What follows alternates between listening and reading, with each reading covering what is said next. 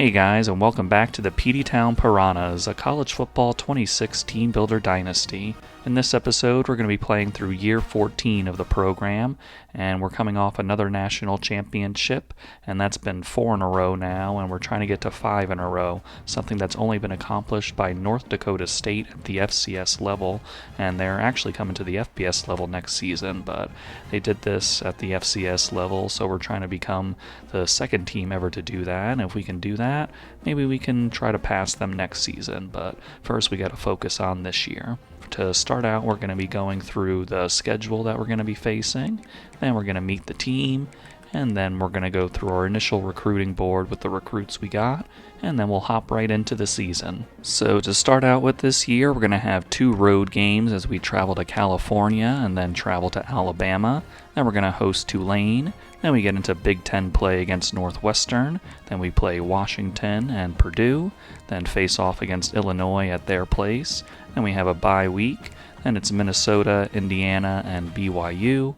And then to close out the year, it's Nebraska and Penn State. Once again, the Peteytown Piranhas come into a season with a 99 overall and 99s across the board, and we are also ranked number 1 again to start this year, and our best player is offensive tackle Logan McCrath, and right below him at a 97 true overall, 99 with tactician boost, is our man off the edge, Sidney Dunsmore. Taking over for the departed Lee O'Haleti will be junior quarterback Greg Proctor, a guy we're very excited about. And joining him in the backfield will be Steve Sharp and Nick Fry, and Nick will handle most of the third down and receiving kind of situations for us out of the backfield. And then at fullback, we're going to have Daniel Moma, a freshman. And then at wide receiver, we have Frank Hay, Malachi Doyle, and Derek Wall in the slot, and maybe some action from Alex Aguilar as well. And then at tight end, we're replacing superstar Max Martino with junior Zay Garvin, who's a star guy, and I think he can handle himself pretty well. And behind him will be Rico Mulligan, making some spot appearances here and there, depending on the formation. On the offensive line, you got left tackle Logan McCrath, and then at left guard will be Larry Funk. The man in the middle at center will be Raleek Thompson. Then at right guard, you have Trevon Fouts.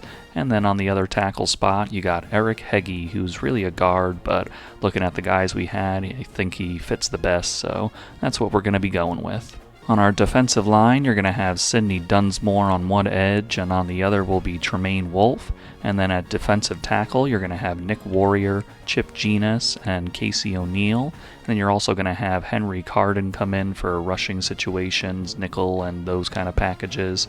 And he's very exciting. I pointed it out at the end of last episode, but 95 speed, 98 acceleration at defensive tackle. So excited to see what he can do in those opportunities this year. Very excited about our linebackers as well, as Femi Kiki will be coming back at the Sam spot. And in the middle, we have Warren Newcomb, who's waited his time, and his time is now. And then on the other outside linebacker spot will be Dan Gentry. Our top 3 cornerbacks this year are Kevin Metz, Zach Ball, and Devin Odrick. And Zach Ball will be our slot cornerback, so when that happens, Devin will be on the outside. At free safety will be Kai Hamrick, an elite dev guy and a junior, so very excited about him.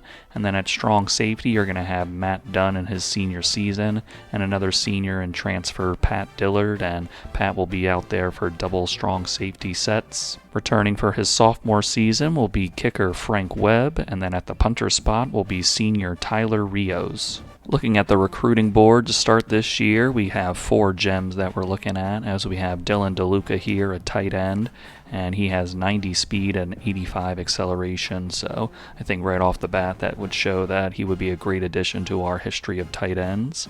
And then you got Matt Creer, a cornerback, a field archetype, and he's got 94 speed, 91 acceleration, and that platinum robber ability, so would be very exciting to add to our team. And then you got halfback Tremonte Uzama, a contact seeker, 87 speed, 89 acceleration, which is pretty decent for that kind of archetype, but that gem is what's got us really excited. Then you got wide receiver Lorenzo Ruggins, and he's got 96 speed. 88 acceleration is one thing, but really can't ignore that 96 speed. And then going down some more, we got some 4 stars and 5 stars that we're looking at. As you can see, the wide receiver Andre here. Then cornerback Taekwon Paul, 94 speed, 96 acceleration. Surprised he wasn't a gem, but somebody we would love to add. Then you got Landry Romo, 92 speed, 95 acceleration, 83 zone coverage, and that gold robber. Then offensive tackle Cameron Prescott, and you can see he's got really good pass protecting, as he's a pass protecting archetype, and he's got some abilities already. Then wide receiver Demetrius Brown, got okay speed, but he's a route runner, and you can see that he has very good route running and that gold cutter ability. And then another guy, Trevor Christie, not as fast and a little bit, I mean, not that far off from the other guy for route running, but he's got bronze cutter as well. And then this guy is the #1 player in the country, Deacon Killebrew, who is an outside linebacker, and he's got that gold blow-up and 86 speed, 87 acceleration, so guy we would love to add, a very high-caliber guy. And then you got Glenn Hamrick, and what really interested me about him is that platinum safety valve, like the north-south receiver archetype. I don't really go after that much, but saw that and I was like, you know what, I'll give him a chance. And then the rest of the guys, got some decent things that we're looking at here, and very athletic, strong safety, Keenan LeCount there. And then, the rest of the guys, just trying to see what we can fill positions with, trying to fill it with quality guys, of course. We're going to travel to Cal to open up this season with their number 23 ranking and 79 team overall, and just looking to start this season off right. On our first possession, we're going to settle for a field goal attempt by Frank Webb to put us on top early. Frank is going to put this one up, and it is going to sail through, so we have the early 3-0 lead. And Nick Warrior is going to bring him down for this sack, a nice loss on that play. And on the slant, we're going to find Frank Hay in the end zone for the Piranhas, and we're going to take a 10-0 lead.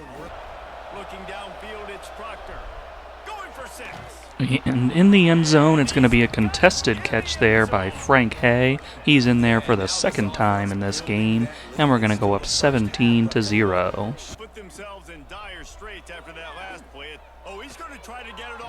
And we are going to get an interception here. Great coverage by Kevin Metz, running down the numbers, trying to get away from them, and they are finally going to bring him down at the 9-yard line. Just absolutely no room for that receiver to breathe with Kevin Metz all over him, and we're going to be inside their 10, threatening to score again. And it is going to be fit in there between a couple of guys. They couldn't quite get there in time, and Frank A is matching his jersey number with his third touchdown of the day, and it's going to be 24-0 for the Piranhas. And we're going to get an interception here. What a great play, and that's going to be returned for a pick six. What a great job by Pat Dillard, the transfer safety. He was all over that one, and we are going to go up 31-0. Looking to throw on first down. Unloads to the wide. And he overthrows this one, and it's going to be intercepted again by the Piranhas. That's going to be Zach Ball getting that pretty lucky one there, as their quarterback just overthrew it, and Zach Ball was just in the exact right spot. And we're going to see if we can add any more before the end of this half. The Zach Ball interception will set up another field goal attempt for us, as Frank Webb is going to put this one up, and it is good again, and we're going to go up 34-0. And Cal is going to get on the board here on a slant from their wide receiver, and they're going to make it 34-7. And on a screen pass, Cal is going to get another touchdown here. Nice play call from them. It's going to be 34-14. And Steve Sharp right up the middle gets a nice hole from the offensive line, and the Piranhas are going to take over with a score here. It's going to be 41-14. And what a great pick there. We're going to get that with Kevin Metz for his second of the day, and that ought to take care of this one here. Just great coverage there by Kevin. The Peteytown Piranhas opened this year with a 41-14 victory over Cal. Some really good things to see in that first half. The second half, maybe we took our foot off the gas a little bit, but it still goes down as a nice win for us. In our win against Cal, we had 372 yards to their 235, and we had 115 yards on the ground with a touchdown, while they had 17. And then for passing, we had 257 to their 218, and we were 5 of 8 on third down, while they were 4 for 10. And we kept it clean with turnovers, while we forced 4 on them. In his first game as our starter, Greg Proctor was very effective with 257 yards, 3 touchdowns, and no picks, and he wasn't sacked at all. Steve Sharp was a little slow out the gate, but he really found his rhythm in the second half as he finished with 22 carries, 112 yards, and a touchdown. Zay Garvin led us with 8 catches and 66 yards, while Frank Hay was the one finishing off the drives with 8 catches, 59 yards, and 3 touchdowns. Matt Dunn and Kai Hamrick led us with 9 tackles apiece. Only 2 sacks in this one for the Piranhas as Nick Warrior and Sidney Dunsmore got those. We really shined in the defensive backfield today as Kevin Metz got himself 2 picks and Zach Ball got 1, and Pat Dillard had that one that he returned a short 13 yards for a pick 6. Frank Webb started his season off right with 2 made field goals and a long of 40. Couple of guys in their top 5 here as wide receiver. Andre Igwabuke is there in first place, and then for Tony G, he's in 5th place behind some other teams. And for Tony, we got his double soft sell going, and for Andre, we have his hard sell. Huge early season matchup here as we have to travel to Alabama to face the Crimson Tide with their 96 overall and number 4 ranking, and they have also won their first game, so a couple of 1-0 teams entering this one and a battle between number 2 and number 4. Going with the stretch play to Steve Sharp, and the blocking lines up there on the edge, and Steve Sharp is in the end zone for the Piranhas to open this game up as it's 7-0. Third down play here out of the shotgun. Looking for a man deep in the right side. And what an interception there by Matt Dunn. Just really slowed down, put himself in position, and made a nice little jump there to get that one. And the Piranhas are going to turn him over. Alabama gets us to 4th and inches, and Petey Previtt decides to try to put points on the board here with Frank Webb. Frank is going to boom this kick away, and it is going to be good, and the Peteytown Piranhas are going to take advantage of the interception to put some points on the board to make it 10-0. And here we go, Henry Carden getting in there for a sack, the very, very athletic defensive tackle that we have, getting it back there for an 8-yard loss. Greg Proctor is going to make a play here on the scramble, just avoided the pressure there, and Greg Proctor is in the end zone. Nice play by him, and it's going to be 17-0. Here's the snap, looking to throw. And Derek Wall breaks off a tackle, and then a lane opens up for him, and Derek Wall is in there for the touchdown. Nice individual effort from Derek, and it's going to go up. We're going to go up 24-0. On 1st and 10, looking to throw. Contact as he throws. Oh, what a pick there. It's going to be Devin Odrick stepping in front of it. We sent some pressure there, almost got home for the sack, but I think that rushed his process. He got it out there, and Devin Odrick just stepped right in front of it, and we're going to be just inside their red zone at the 20-yard line. Tailback takes the handoff again. And Steve Sharp with some little nifty feet there and a stiff arm at the end in the end zone. And Steve Sharp is in there again. And we're going to take advantage of the interception to go up 31-0 on Alabama. Now before the snap. And their quarterback is going to run right into a sack off of that fake toss play, and we're going to bring him down. With the seconds ticking down here in the first half, Frank Webb is in position to add to our first half lead. Frank is going to put it up, and it is going to be 34-0 out over Alabama, the same exact score as our first game of the season, so remarkable consistency here for the Piranhas. And we're going to get a sack here off a blitz there from Warren Newcomb. He just fought his way through and got to their quarterback. Alabama trying to get on the board here with a field goal attempt of 48 yards.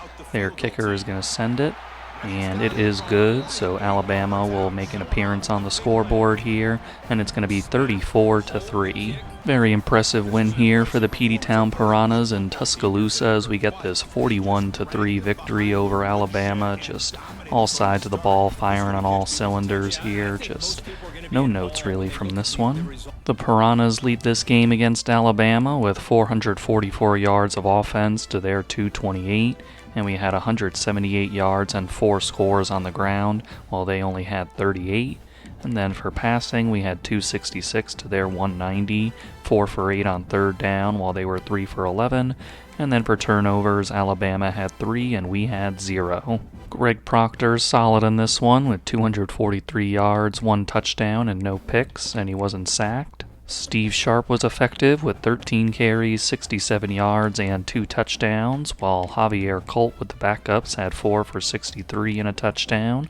And then, of course, Greg Proctor scrambled in for a score. Derek Wall, with the help of that big play, had 3 catches, 72 yards, and 1 touchdown, while Rico Mulligan had 7 for 64, and Zay Garvin 5 for 55. Dan Gentry led us with 7 tackles in this one. Spread around some sacks today as Warren Newcomb and Henry Carden each got 1. Then Chip Genus, Skylar DeMarco, Ezekiel Bird, Byron Ezeki, and Tremaine Wolfe each had half a sack. 3 interceptions today as Matt Dunn and Devin Odrick got them on camera, and then Luis Moe came in with the backups to get himself 1. Another 2 for 2 day for Frank Webb and a long of 49. Andre has really shot into first place now over Syracuse, and Tony G has gotten into first place after he was in 5th, and we got him with that double soft sell to give us his hard sell now, so hopefully that gives us even more of a boost. And then for guys who have entered their top 5, you got Lorenzo Ruggins in 3rd place, Cameron Prescott in 1st, Glenn Hamrick in 2nd place, Taj Hagens in 1st place, Javier Hayden in 2nd place behind Texas, and then you got Taekwon Paul in 2nd place, a bunch of really tight battles right now early on. Then you got a couple of guys here who don't have their hard sells. Kiki Darkwell right now we got on a double soft sell, and he's in 3rd behind Texas and Alabama. And then for Trevor Christie, we don't have quite enough information for a sell, so we're just keeping him on his regular points at the moment. But we do have that Tier 5 pipeline, so hopefully that helps us. Very bad news on the injury front here. As you can see, Trevon Fouts has a torn pectoral, so he will be gone for this season. So we'll have to see who can step up in his place. Replacing Trevon Fouts will be Kevin Miner at right guard, so he's got some good abilities there, so I think he'll be able to fill in admirably. The Piranhas will play at the Piranha Tank for the first time this season as we host Tulane with their number 20 ranking and 82 overall, and they've also won their first 2 games of the year.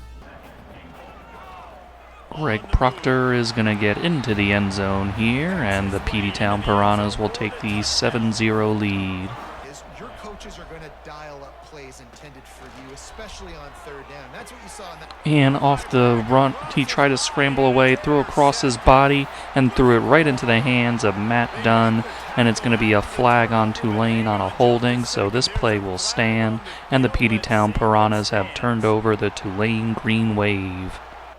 To the air, it's Proctor. Greg Proctor finding Zay Garvin, and Zay Garvin is in the end zone for the Piranhas right after that interception, and the Piranhas are going to go up 14-0. Off the RPO, it is going to be Derek Wall fighting his way into the end zone, and the Piranhas are going to go up 21-0. And it's going to be our guy Tremaine Wolfe getting back there. Nice little speed rush there. And that is going to force a punt by Tulane. Frank Webb looking to add on to our lead here as he puts up this kick. And he will do just that as it's 24-0. Piranhas get it to the 16-yard line, but can't get it to the over the first down marker. And Frank Webb is going to put this one up to make it 27-0.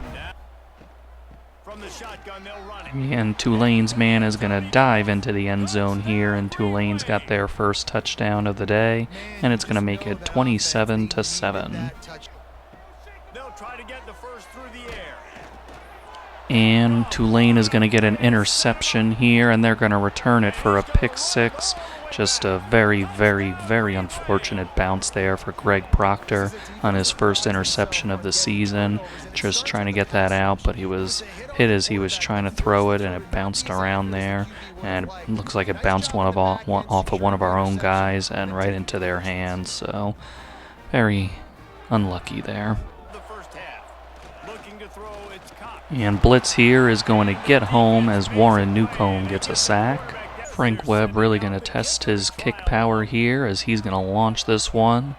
And it is going to be good. What an impressive kick there by Frank Webb. And the Peteytown Piranhas are going to take a 30-14 lead into halftime. From the red zone, looking for a space. And Steve Sharp is going to get the reception here, and Steve Sharp is in the end zone for the Piranhas, and it's going to be 37-14.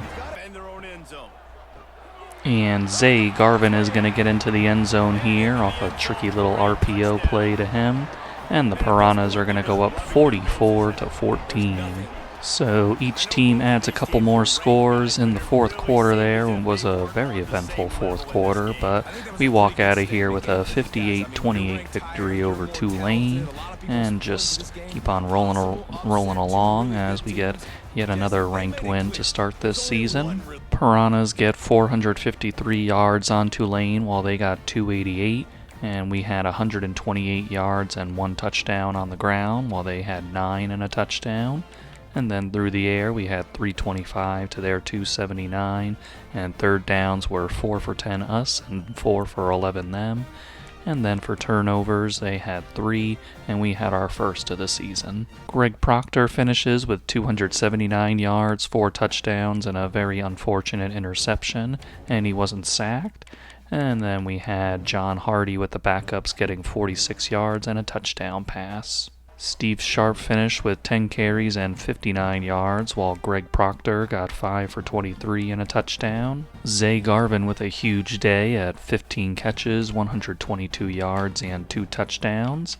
And Salisi Tavasu got 1 for 45 and a touchdown with the backups, and Derek Wall 5 for 42 and a touchdown. Then down here you got Steve Sharp getting a 13-yard touchdown reception. Josh Linder and Matt Dunn each got 7 tackles for us. George Boozer, Warren Newcomb, and Skylar DeMarco each had a sack, then half a sack each for Tremaine Wolf, Casey O'Neill, Ezekiel Bird, and Byron Ezeki. Matt Dunn got 1 interception, while Luis Moe got an interception with the backups. Frank Webb perfect 3 for 3 on field goals, and he had a long of 63, which was a very nice kick by him. Andre's in his top 3 at the moment, and he is very close to committing to us as he's put some distance between us and Syracuse. And then Tony G is in his top 3 as well, but Miami and Georgia are a little closer here, so definitely not over yet, but I think Tony will come to us. And then for the rest of the guys, Lorenzo's in second, and Cameron's in first, Glenn first place, Taj is in first very nicely, and Taekwon in second place, so that's definitely going to be a battle to the end. And then Kiki's in first place, and Dylan is now in his top 5, and definitely want this guy, a tight end, and Texas is coming after us here, so Tier 5 pipeline on Texas and LSU, very scary. And then oh no, that's TCU, excuse me. And then going down some more, Deacon's in first place, D'Angelo's in first place, Keenan first place, and Trevor Christie is in first place. So good standing with those guys. Trevor's still not giving us a sell, but everybody else above has their hard sell going. Then we got a few guys here with playing style deal breakers that we can't put points into. But we are still in tight battles here, so hopefully we can get their playing style back to normal. The Northwestern Wildcats are taking the trip to the Piranha Tank this week, and a 1-1 record for them with a 74 overall, and we're going to see if we can protect our home turf. And Northwestern is going to get on the board. They had a 4th down play there, and they decided to go for it, and that gamble is going to be worth it as they go up 7-0.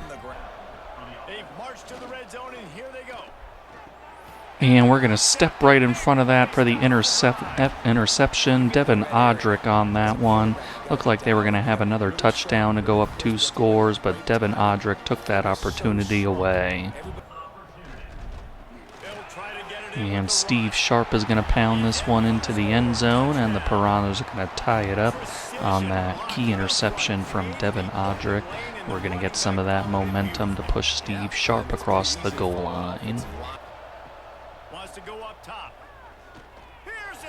And we are going to chase down their quarterback here with Nick Warrior to get in there for the sack. And Greg Proctor is going to take this one himself from pretty far out there, but he is going to get the blocks he needs to get in, and it's going to be 14-7 Piranhas. Good execution by the offense is going to get us a Frank Webb field goal attempt here from 57 yards out. Frank is going to send it, and it is through inside that left upright, and the Peteytown Piranhas are going to take the 17-7 lead into halftime. Snap it from the gun on 3rd down.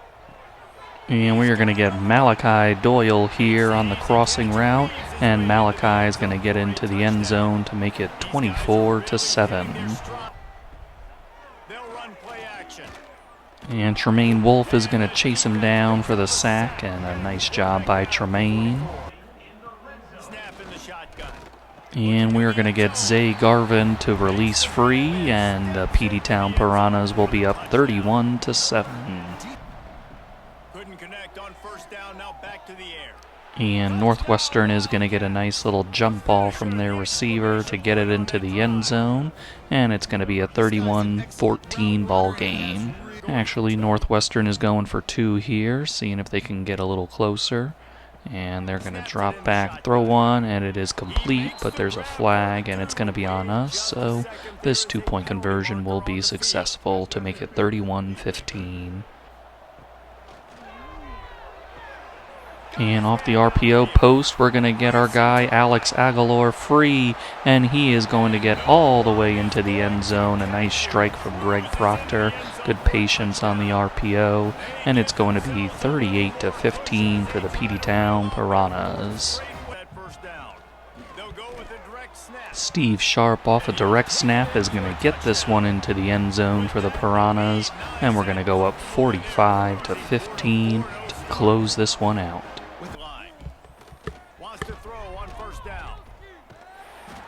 And we're going to get a sack here as Casey O'Neill gets back there for a 9-yard loss. And another sack here as we're going to get him down for a safety, and Dan Gentry was in on that with a host of other Piranhas. And I know we were going to say that we closed it out with that last touchdown, but had to show those last 2 sacks because our defense was able to get some points out of it. The Piranhas get this 47-15 victory over Northwestern. Didn't start out the greatest for us, but we were able to regroup and really put forward a good effort here, and we're going to continue our winning ways. 483 yards for the Piranhas in this one as Northwestern got 281. And they had 8 yards rushing and a touchdown, and we had 177 yards and 3 touchdowns on the ground. Then for passing, we had 306 to their 273. They were 5 of 10 on 3rd down, while we were 5 for 6.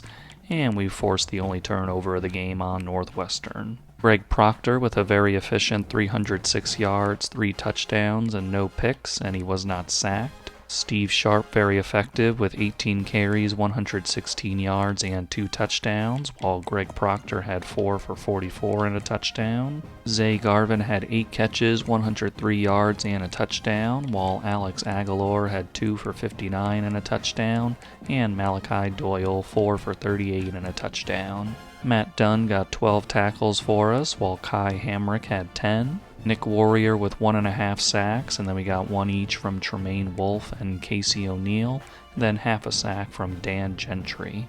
Devin Odrick got that pick in the end zone that really helped us right the ship as we were struggling early on. And Frank Webb asked to kick only 1 field goal today, which he made for 57 yards. First recruit of the season is going to be wide receiver Andre Igwabuke. In other recruiting news, we got Tony G in a recruiting battle with Georgia here, and that might not go our way with their Tier 5 pipeline. And then in other news, we got Week 6 visits now with Cameron Prescott, Lorenzo Ruggins, Glenn Hamrick, and Taekwon Paul. And those visits won't be this week, unfortunately, but we are going to see if we can use those to help us with these guys who are in very tight battles, including Cameron and his top 3. The Washington Huskies await us now in their home stadium with their 87 team overall and 3-1 record on the season. Looking to throw on first down. Big blitz here by the Piranhas, and it's going to get home as Femi Kiki is the one to get in there for the sack. And Washington is going to finish off this drive with a short touchdown run. They were able to recover after that earlier sack by Femi Kiki, and they're going to take the 7-0 lead.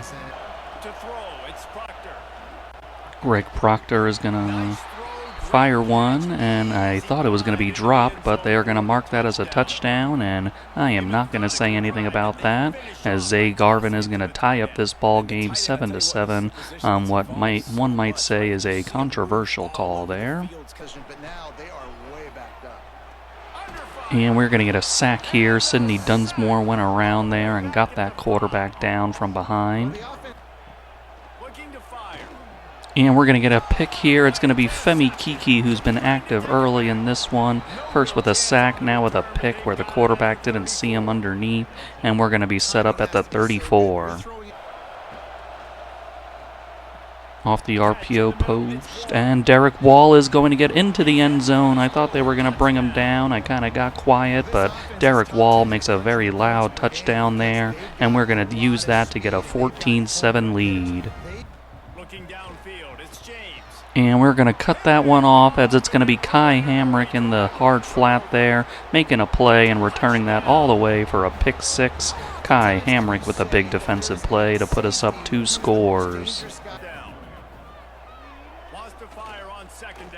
And here we go with another sack. Tremaine Wolfe and Sidney Dunsmore combine on it. And just absolutely ripped past that man for the sack. What a great play there. And that's going to help us get them off the field. Greg Proctor firing over to Zay Garvin, and he's going to get that one for the touchdown. And this time it's much cleaner and much more obvious of a touchdown. And it's going to be 28-7. And it's going to be yet another pick by the Peteytown Piranhas. Zach Ball on it this time. He was getting some pressure and he had to get rid of it quick. And Zach Ball just absolutely jumped all over that one in the flat. And it's 35-7 with our second defensive touchdown of the game. In a major conference, obviously in the Big Ten, to make your first statement. And it's going to be getting chased down from behind. It's going to be a sack and a fumble. Washington recovers, and Tremaine Wolfe is going to probably get credit with the forced fumble there. Great play by him. Still a good stick, still a good physical play. And push up front is going to result in another sack for the Piranhas. Tremaine Wolfe on back-to-back plays and on sacks. And we're going to get Casey O'Neill on the action with the sacks here, our 7th sack of the first half. Casey O'Neill back-to-back plays with sacks, and there's going to be a flag on Washington, so that play will stand. And things got a little tied up there, and Greg Proctor is going to throw an interception. Washington's guy is bringing this one, and he's going to get it all the way to the 32-yard line. Bit of unfortunate circumstances there, Greg Proctor, but just kind of got tied up with routes out there and a bunch of guys in the area, and Washington's going to come away with it.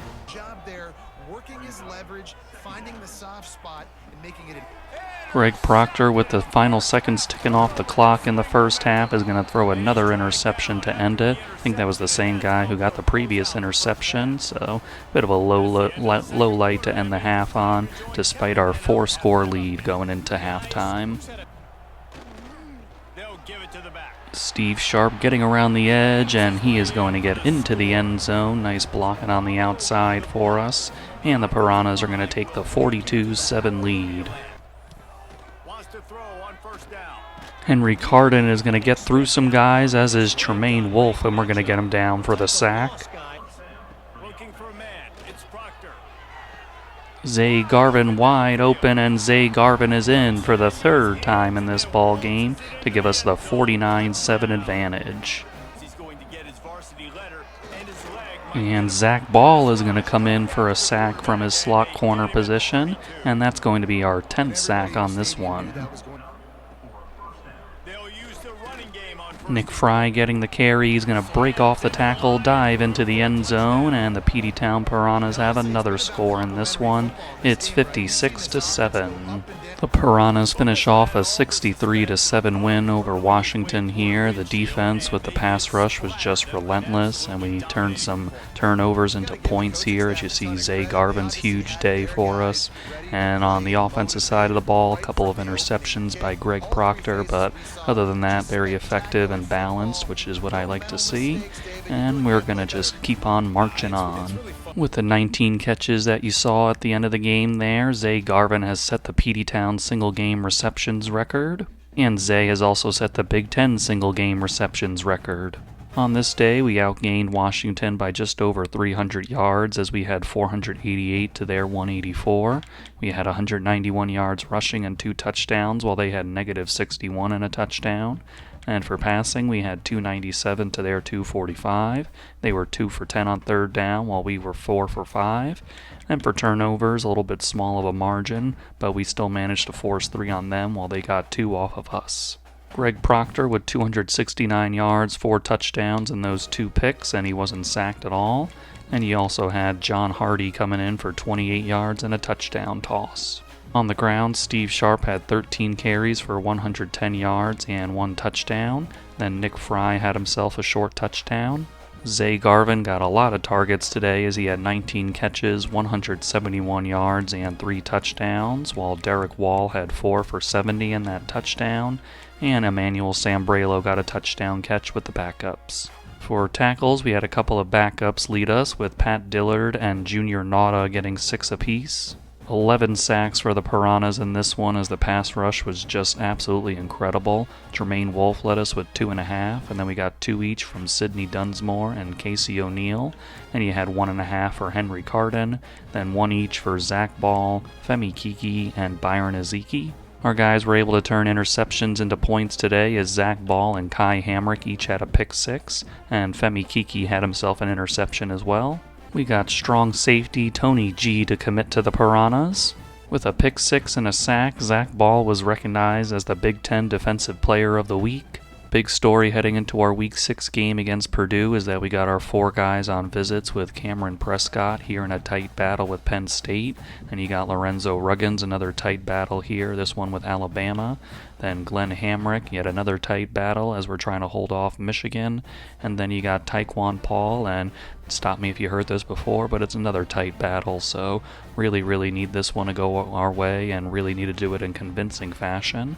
And we got some other guys in later visits who we'll get to when that's more relevant, I guess.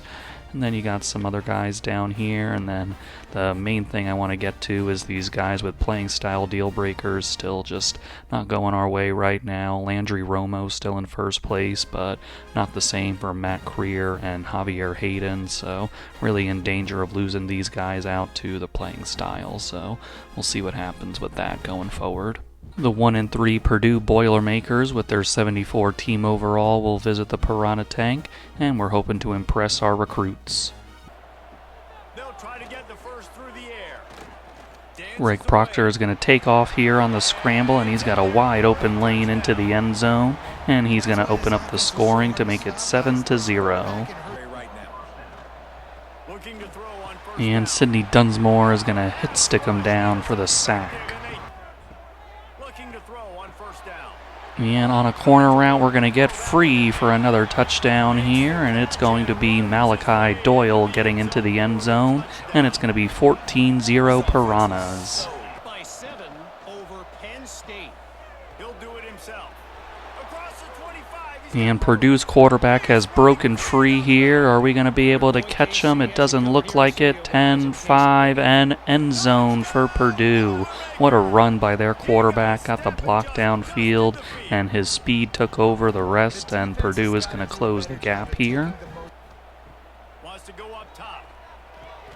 Finds the tight end. Crosses the 30. He's Zay Garvin is getting around the corner here, and Zay Garvin is going to get into the end zone for the Piranhas. Just couldn't keep up with his speed. Well-designed play there against their coverage, and we're going to take a 2-score lead back from Purdue. Third and long, back up inside their 20. Lost one deep down the right side. And an incredible interception there. Kevin Metz back there just absolutely hawking that ball down on a diving attempt. And we are going to get this ball back. And Derek Wall is going to sprint into the end zone. We have the numbers out there on that side of the field, and we're going to take advantage of it with the speed of Derek Wall, and we're going to take a 3-score lead. Off play action. Fires to the middle. And over the middle, that man got hit, and the ball floated in the air, and it was intercepted by Matt Dunn. What a crazy play by the defense there, trying to fit it into the hole where 2 defenders were. They both were able to knock it out, and Matt Dunn just came flying in for that interception to set us up at the 12-yard line. Steve Sharp breaking off a tackle, and he is going to get into the end zone. Steve Sharp showing some physicality there, and we're going to go up 38-7. To the air, it's Proctor. He's going for the big play. What a beautiful pass by Greg Proctor, and Derek Wall catches it on the sideline and then accelerates from their defense to get that touchdown. Just precision there by the Peteytown Piranhas, and it's going to be 45-7. End of half field goal attempt here for Frank Webb, and Frank is going to send this one up, and it is no good. Wide to the right, unfortunately, but in better news, we're going to go into the halftime with 45-7 lead over Purdue. On third and long, he'll need to loosen up that arm. And we are going to get a sack here with Tremaine Wolf as he really sticks him down there. Back to throw, it's Proctor. He lobs one high. Deep ball here. We have separated, and it is going to be a touchdown for the Piranhas. Frank Hay on the end of that one, and the Peteytown Piranhas will take a 52-7 lead. Well, these visiting recruits saw an absolute demolition today as the backups came in for most of that second half and dominated, and we got a 90-7 victory over Purdue. Just absolutely incredible by the Piranhas, and really outside of that long touchdown run by Purdue's quarterback, it was just all Piranhas in this one. So some gigantic numbers here for the Piranhas as we had 700 yards of offense to their 197. Then for rushing, we had 185 yards and 5 touchdowns to their 97 and a touchdown. Then for passing, they had 100 while we had 515. We were 7 of 10 on third down to their 1 of 12. Then for turnovers, we forced 4 and did not turn it over ourselves. Greg Proctor was on fire today as he had 445 yards, 5 touchdowns, and no interceptions, and he was sacked once. Then John Hardy had 70 for a touchdown, no picks, and 2 sacks. On the ground, we had Javier Culp lead us, and he had 7 carries, 111 yards, and 2 touchdowns. And Steve Sharp had 7 for 44 and a touchdown. Greg Proctor, 6 for 16 and a touchdown. And then John Hardy getting himself a touchdown carry. We had 3 guys over the 100-yard mark in receiving, as Zay Garvin had 9 for 167 and a touchdown. Then Frank Hay had 5 for 141 and a touchdown. And Derek Wall 4 for 100 and 2 touchdowns. And then Malachi Doyle added a touchdown reception, as well as Emmanuel Sambrelo with the backups. 3 guys with 5 tackles as Pat Dillard, Femi Kiki, and Josh Linder got those. Not a lot of sacks in this one as Sidney Dunsmore had 1, and then we had half a sack each for Tremaine Wolf, Skylar DeMarco, Salisi Hwang, and Casey O'Neill. For interceptions, we had 3 in this one as Kevin Metz got 1. Then Henry Carden got 1 with the backups, which was just an incredible tip drill that he got, and he was able to return it for a touchdown even though it says 0 yards.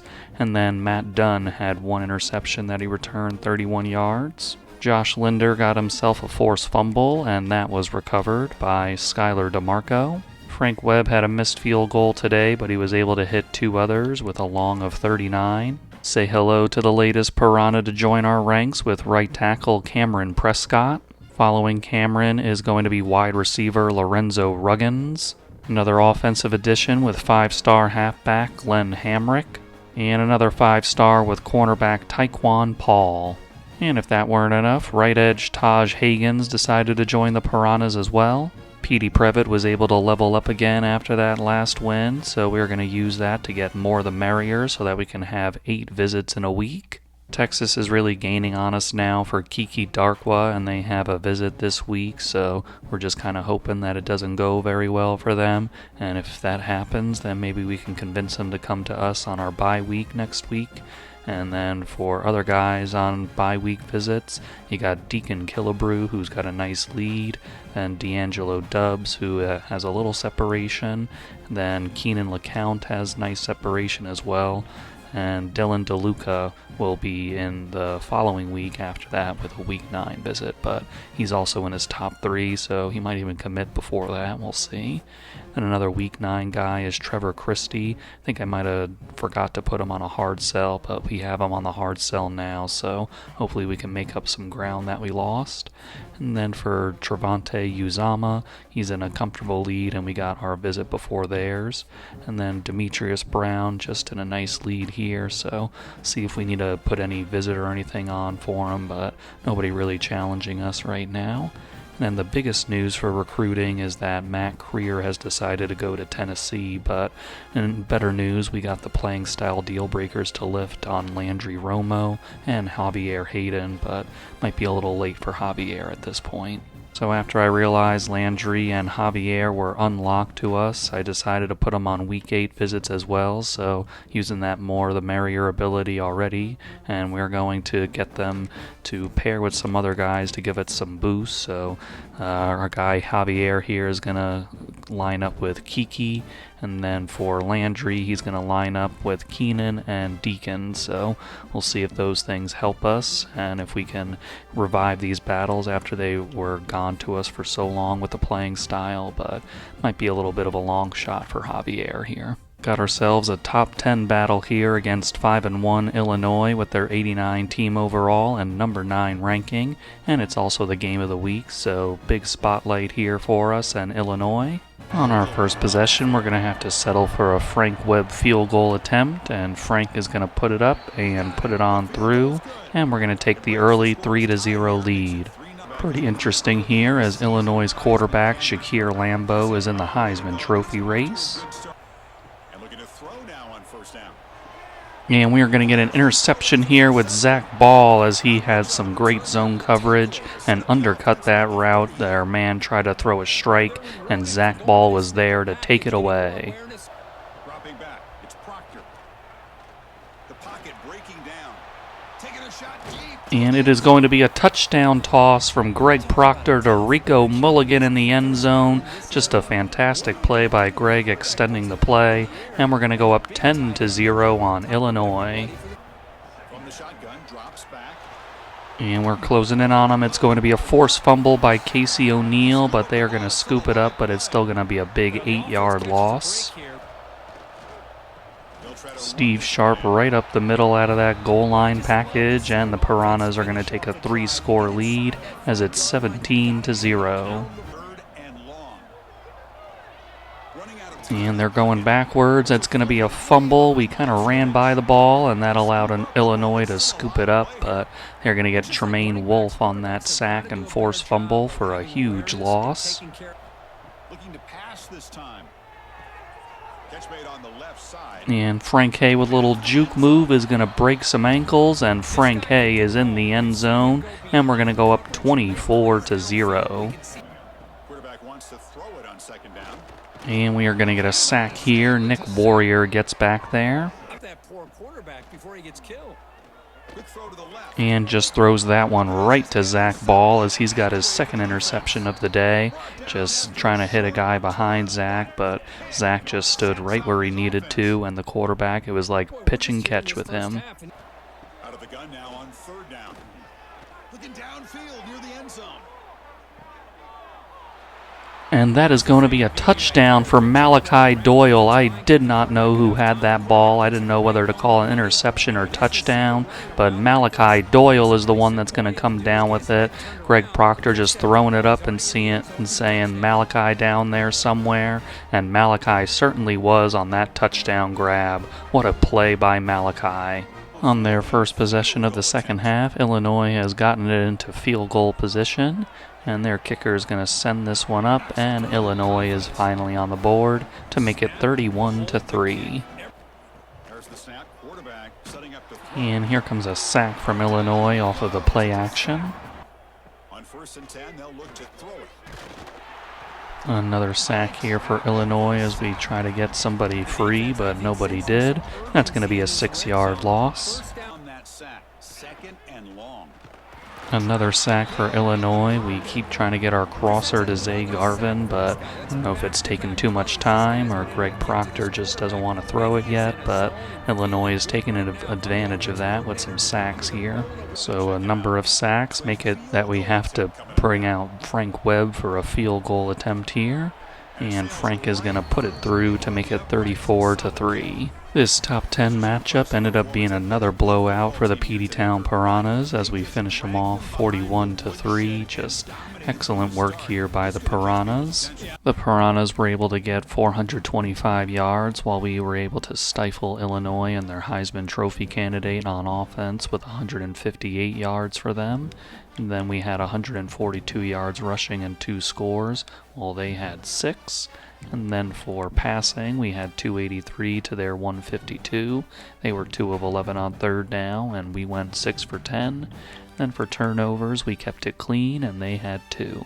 Greg Proctor was really spreading the ball around today with 273 yards, 3 touchdowns, and no picks. But he was sacked 4 times today, so that was more than we usually get. So hopefully we can clean that up. Javier Culp led us in rushing again as he had 7 carries for 62 yards, and Steve Sharp had 10 for 48 and a touchdown. Also had a touchdown carry by John Hardy. Zay Garvin had 4 catches and 62 yards, while Malachi Doyle had 3 for 58 and that very impressive one in the end zone. And then we also had Frank Hay getting a touchdown along with Rico Mulligan. Zach Ball was all over the field today as he led us with 9 tackles. Nick Warrior, Casey O'Neill, and Ezekiel Bird each got 1 sack, and then we had half a sack each for Tremaine Wolfe and Sidney Dunsmore. And the 2 picks for the Piranhas today belong to Zach Ball. 2 forced fumbles for the Piranhas as Casey O'Neill and Sidney Dunsmore got them, but we did not recover them. Frank Webb hit his only 2 field goal attempts with a long of 43.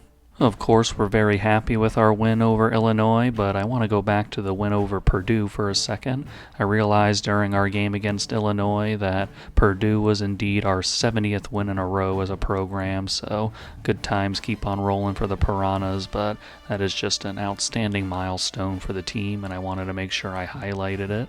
Very, very excited about getting 5-star tight end Dylan DeLuca to the Piranhas, just with our dominance of the John Mackey Award and just being a fantastic tight end school. Adding Dylan, I think, is going to be a huge get for this program. Following Dylan is our future punter, Warren Woods. Another 5-star this week as Sam linebacker Deacon Killebrew will be joining us.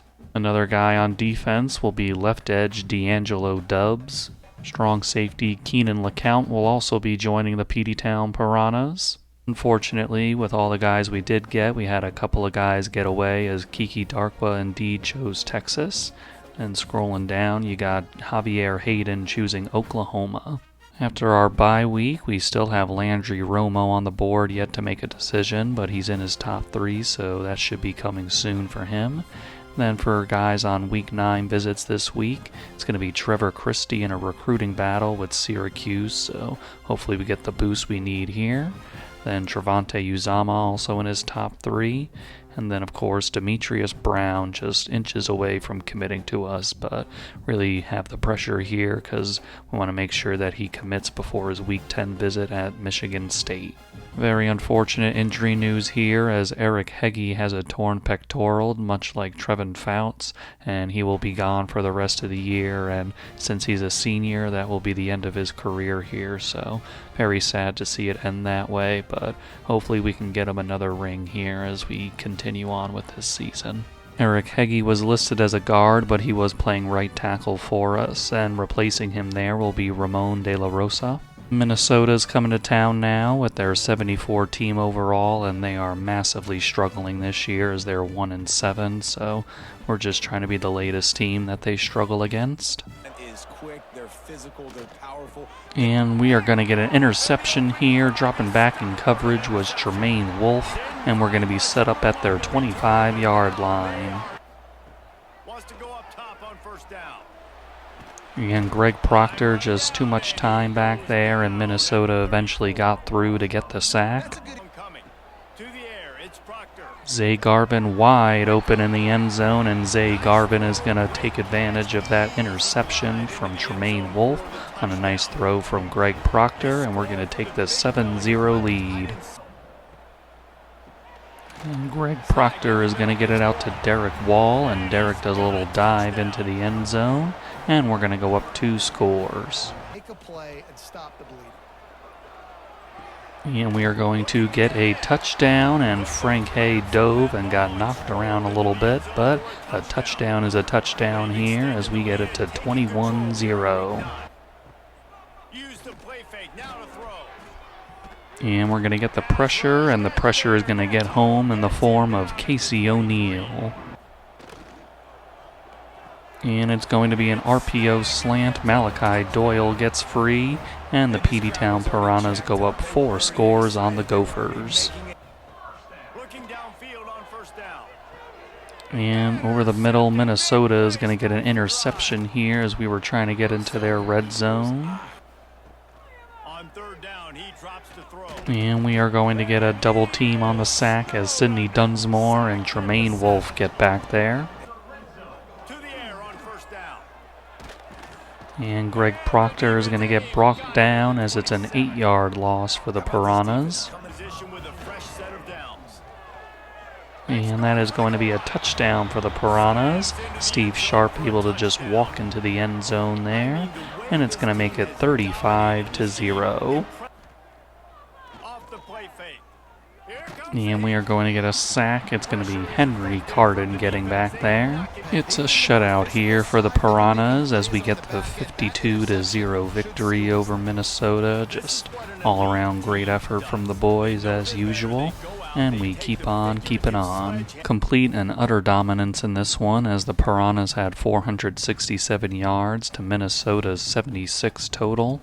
And we had 156 yards and a touchdown on the ground while they had 13. Through the air they had 63 while we had 311. 8 of 10 on third down for the Piranhas as they were 1 for 10. And then for turnovers, we did have 1, but we forced 3 on Minnesota. Greg Proctor finishes with 220 yards, 4 touchdowns, and a pick, and he was sacked twice. And then for John Hardy, he had 91 yards, 2 touchdowns, no picks, and 2 sacks. Steve Sharp back in the leaderboard for our rushing game as he had 11 carries, 86 yards, and 1 touchdown. Zay Garvin had 8 catches, 95 yards, and a touchdown, while Steven Bakhtiari got in there with the backups to get a 74-yard touchdown grab. Then Derek Wall had 4 for 52 and a touchdown. Then some more touchdown receptions from Malachi Doyle, Frank Hay, and Rico Mulligan. Defense not on the field a whole bunch today as Zach Ball, George Boozer, and Femi Kiki each led us with 5 tackles. For sacks, you got Byron Ezeki, Henry Carden, Ezekiel Bird, and Casey O'Neill getting 1 apiece, and half a sack each for Tremaine Wolf, Stevie Johns, and Sidney Dunsmore. Couple of picks today as Tremaine Wolf got 1 as well as Luis Moe. Ezekiel Bird got a forced fumble with the backups and he was the one that recovered it. Off camera, Frank Webb hit his only field goal of the day with a 38-yarder. Joining our receiver room will be Trevor Christie. Four-star Travante Uzama will be joining our offensive side of the ball. Happy to add five-star wide receiver Demetrius Brown as well. Time to travel to the land of the Hoosiers as we take on Indiana with their 74 team overall and 1-7 record. And they're dialed in and they're so talented. And we're going to get a sack here on the second play of the game. Chip Genus getting back there. Looking to throw on first down. And we're going to force a fumble. Sidney Dunsmore knocks it out, and that's going to be picked up by Tremaine Wolf, and Tremaine is going to get this one into the end zone. The Peteytown Piranhas strike first with a defensive score, and we're going to go up 7-0. Pressure is coming again, and Femi Kiki is going to be the one to finish it off this time for the sack. Indiana methodically got this ball downfield, but they were stopped at the 7, and they're going to try this field goal attempt, and it is going to be good, so they're going to make it 7-3. And Zay Garvin is going to get the quick toss from Greg Proctor, and we are going to make it a 14-3 game. And it's going to be a touchdown in the back of the end zone. We didn't have anybody on him there, and he's able to make that very nice catch, and it's going to be 14-10. Steve Sharp going to take this one, make a nice cut to the middle, and Steve Sharp is in the end zone, and we're going to have a 21-10 lead. And Steve Sharp is going to get the blocking he needs. Steve Sharp is going to get it all the way to the end zone. Steve Sharp with a very nice run there. Great blocking, especially downfield. And Steve Sharp is going to make it 28-10. And here we go. We got an interception. Nice job by Matt Dunn. He just ran right under that route that he was guarding and got that pick. And we're set up right outside their red zone. And Greg Proctor just got stuck with nowhere to go there, and he is going to get taken down for a sack. After the sack, Frank Webb's coming out for a 31-yard field goal attempt. Frank is going to put it up, and it is good, so we are going to increase our lead a little bit to make it a 31-10 game. Forgot what the score was for a second. And we're going to get an interception here, beautifully played, and it is going to be returned for a touchdown, our second defensive touchdown of the game. Kai Hamrick with a beautiful play there. We brought the blitz, and the quarterback thought he had an opening. He tried to throw it in there, and Kai Hamrick just lurked him beautifully, and it's going to be 38-10 for the Piranhas. And we're going to get a sack, and it's going to be another forced fumble, and this time Sidney Dunsmore is going to be the one to pounce on it. He forced one earlier, but this time he's going to get it, and I believe that was Henry Carden on the sack. And we're going to rifle one, and it's going to be Zay Garvin getting into the end zone for us, and that's going to make it a 45-10 game right before the end of the third quarter. Indiana was able to keep it close in the first half, but we end up with a 59-10 victory over them. Just that third quarter was incredibly impressive by the Piranhas to separate, but, just had to fight through some adversity in the first half with a tight game, but the Piranhas responded very well. That 31-0 third quarter was definitely the separator here and part of a 45-0 second half for us. And for the rest of the numbers, we had 387 yards to their 277. We had 238 yards on the ground and 3 touchdowns, while they had 59. They actually outgained us in the passing game, 218 to 149, and we were 3 of 7 on third down, while they were 5 for 15. And you see they were 4 of 5 on fourth down, and a lot of that success was in the first half as they were ultra aggressive. That helped them keep it close in the first half before we separated. And then for turnovers, we had 0 and they had 5. Greg Proctor with a modest game today as he had 142 yards, 2 touchdowns, and no picks, and he was sacked once. And then John Hardy, his only completion was a 7-yard touchdown. Steve Sharp was very effective in this one as he had 10 carries, 141 yards, and 2 touchdowns. And Javier Culp had 5 for 92 and a touchdown. Zay Garvin was our leading receiver with 10 catches, 75 yards, and 2 touchdowns. And you also had Alex Aguilar getting a touchdown with the backups. Dan Gentry and Femi Kiki each had 9 tackles, and they each had 3 tackles for a loss. For sacks, Henry Carden had 1.5, as well as Ezekiel Bird. Then he had a sack each for Sidney Dunsmore and Chip Genus, and then half a sack each for Femi Kiki, Ron Griffin, and Byron Ezeki. 3 interceptions for the Piranhas, as Josh Linder, Kai Hamrick, and Matt Dunn got those, and Kai was able to get one for 28 yards on a pick 6. And 2 forced fumbles for the Piranhas, with Henry Carden and Sidney Dunsmore getting those, and we recovered each of them as Sidney got his, and Tremaine Wolfe returned one 34 yards for a touchdown. Frank Webb got a field goal today, and it was a 31-yarder. The latest recruit to join the Peteytown Piranhas is 5-star free safety Landry Romo. Just a quick note, as I was looking through the different deal breakers that players have, I saw Byron Ezeki was lagging behind on his playing time, and he was at kind of a medium threat to transfer in the offseason, so I decided to pick him up a few ticks, and I got his IQ up a couple, so now he's an 87 true overall and 90 with a tactician boost, so I'm going to see after we load into next week if that affects his playing time at all, but we'll see what happens. Quick recruiting note here, as I added a few guys at the end of our recruiting board and wanted to highlight 3-star gem right guard Josh Alaka. He's the only guy right now that I added in his top 5, and we're well in first place with our tier 5 pipeline. And looking at his raw statistics here, you can see that he's got some things to work on, but he has the gems, so hopefully he can work on those in a very efficient manner. We're going to take on the BYU Cougars now at the Piranha Tank with their 79 team overall and 6-3 record, and they came into this game ranked, but they must have lost because they're unranked now, but we can't overlook them because last time we played them it was at their place and they really gave us a scare, so definitely got to keep that focus against them. And Steve Sharp is going to break through a tackle out there, and Steve Sharp is in the end zone, and we're going to go up 7-0. And we're going to get a bunch of Piranhas here on this sack as he's pushed back way back. And that is a beautiful play by BYU, just absolutely read where we wanted to go there. Thought we were going to get Zay Garvin free off the RPO, but that linebacker, just a sensational play on that one.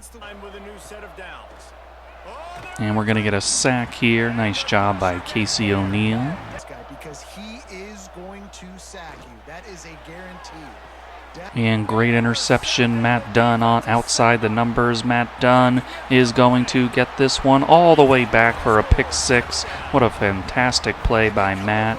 After we had our interception, the defense comes right back with an interception of their own, and we're going to get points out of it with a 14-0 lead.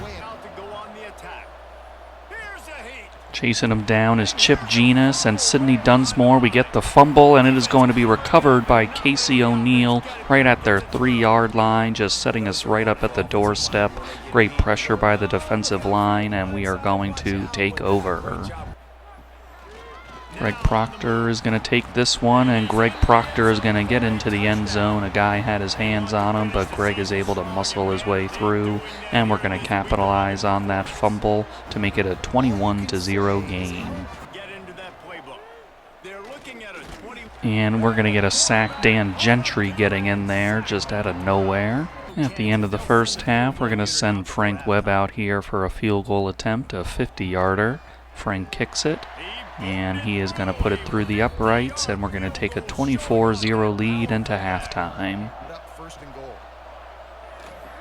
And it's going to be an RPO slant and some traffic, and Malachi Doyle comes out with the football in that traffic, and we're going to take a 31-0 lead over BYU. So no scare against BYU this time as we get the 45-0 victory over them, and tremendous defensive effort, of course, and really setting up our offense well with different turnovers, and great job by the Piranhas. In this one, we had 402 yards to BYU's 217, and we had 149 yards on the ground with 4 scores, and they had 7. And then for passing, they had 210 and we had 253. We were 5 for 8 on third down while they were 4 for 13. And then for turnovers, we had 1, but we forced 2 on BYU. Greg Proctor with 236 yards, 1 touchdown, and 1 interception. That was kind of unfortunate, but just got to tip your cap to the tremendous defensive play. Javier Culp led us as he came in with the backups and got 7 carries, 73 yards, and 2 touchdowns, while Steve Sharp had 8 for 35 and a touchdown, and Greg Proctor 4 for 29 and a touchdown. Zay Garvin with a big day with 12 catches and 175 yards, and then our touchdown grab was by Malachi Doyle as he got the RPO slant to work. Femi Kiki was our leader on defense with 9 tackles. For sacks, we spread out 1 each for Dan Gentry, Tremaine Wolfe, Sidney Dunsmore, and Casey O'Neill. And we got half a sack each for Byron Ezeki, Ezekiel Bird, Chip Genus, and Skylar DeMarco, as well as Stevie Johns. Matt Dunn got that interception that he returned 35 yards for a pick 6. Sidney Dunsmore forced a fumble, and that fumble was recovered by Casey O'Neill. And Frank Webb hit his only field goal of the day for a 50-yarder. Wanted to do a quick report that moving Byron Ezeki up to an 87 overall did not help his playing time grade, unfortunately. Josh Alaka is very close to committing to us, and then we can look at Mac Joseph here, a 4-star gem at right guard. And for his scouting report, he's got good pass block power, he's got bronze pocket shield and silver play action shield. And then looking at what we got for him, we got a double soft sell. And then at the bottom here, you got George Heredia, a Sam Thumper linebacker, and we have his hard sell working. And for his scouting, he's got 81 speed, 91 acceleration, 84 hit power, and he's also got bronze blow up right now. So see what we can do with these guys towards the end of the season, or if it leaks into the transfer portal window. Gotta add another player to the injury list, unfortunately, with cornerback Zach Ball. He's got a broken collarbone, and the length of that injury would probably make it so that he can't come back to us until a playoff run. So we'll see if we can hold down the fort while he's out. So looking at replacing Zach Ball, you're going to have Devin Odrick moving permanently to the outside role, while Josh Linder will fill in on the slot cornerback role. And if you want anybody to be in that kind of position, it's Josh Linder, because he was a main cog in our machine last year on defense. So just a guy we can be reliant on here. The 5-5 Nebraska Cornhuskers are going to welcome into Lincoln, and they have a 94 team overall, so definitely underperforming this season, but definitely a team that's hungry for a victory, and we got to be careful with how we deal with them here. Looking downfield on first down. Chasing him down, and it's going to be crunched by Tremaine Wolfe and Sidney Dunsmore trying to run away from Sidney. He ran right into Tremaine for the 11-yard loss on the sack. And right up the middle, Nick Warrior is going to get free for the sack. Zay Garvin going to get this one, and he's got plenty of space to get into the end zone. And the Piranhas are going to go up 7-0. And we're going to get a leaping interception there. It's going to be Josh Linder in his slot cornerback role. So Zach Ball goes down, and Josh Linder gets a chance to make a huge impact play there.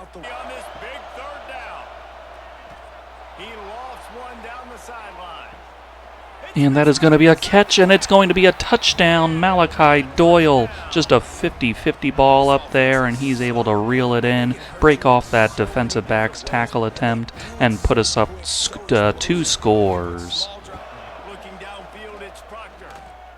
And Zay Garvin left alone in the end zone, and he's in there again today.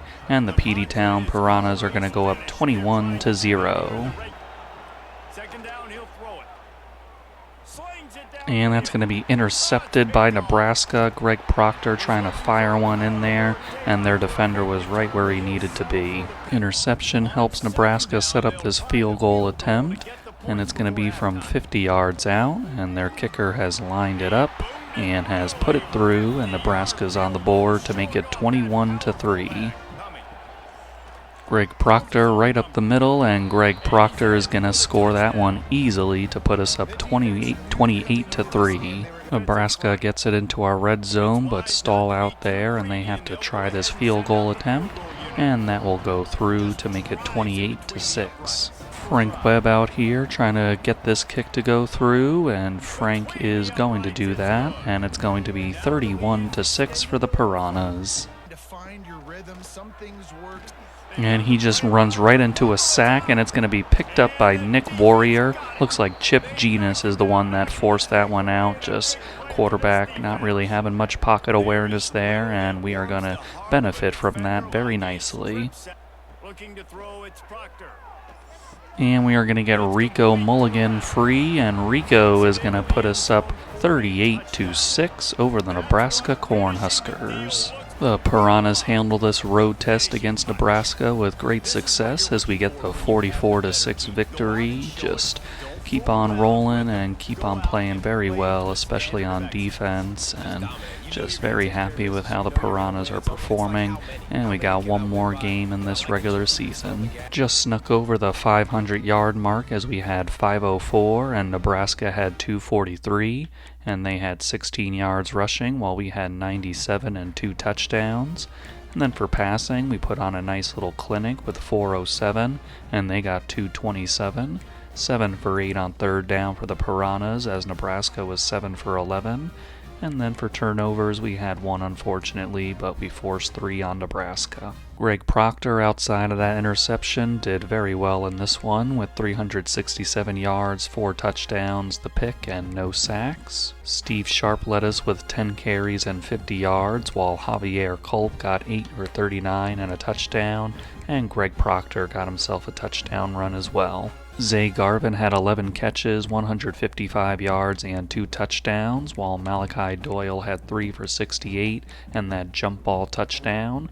And then we had Rico Mulligan getting in as well, as he added 5 catches for 34 yards. Femi Kiki with another 9 tackles in this one and 2 for a loss. For sacks, Nick Warrior, Chip Genus, and Ezekiel Bird got 1 each. Then we had half a sack from Tremaine Wolfe and Sidney Dunsmore. Pat Dillard got an interception with the backups, while Josh Linder got one with our starters on a nice little leaping athletic grab. Chip Genus got in there to force a fumble on a sack, and that was recovered by Nick Warrior. And Frank Webb with a nice 51-yard field goal make. Josh Alaka has committed to the Peteytown Piranhas with virtually no competition from any other school. Zay Garvin was your Big Ten Offensive Player of the Week against Nebraska. Definitely not ending the regular season with an easy game here, as we got Penn State coming to town with their threatening 99 overall and 8-3 record in a game of the week, so definitely a pressure cooker to end the regular season.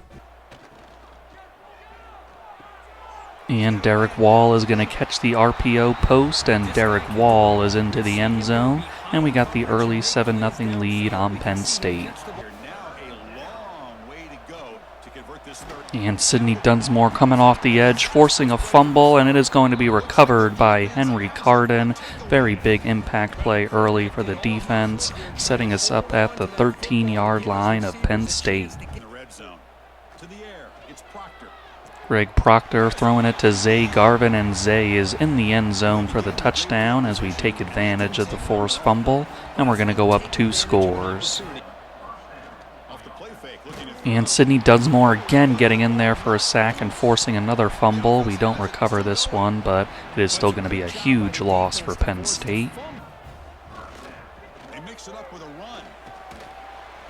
And Steve Sharp shrugging off some tackles, and Steve Sharp is going to use that physicality to get into the end zone, and we are all over Penn State so far in this first quarter. We're up 21-0. Looking to throw it again. He bought some time, now lets it go.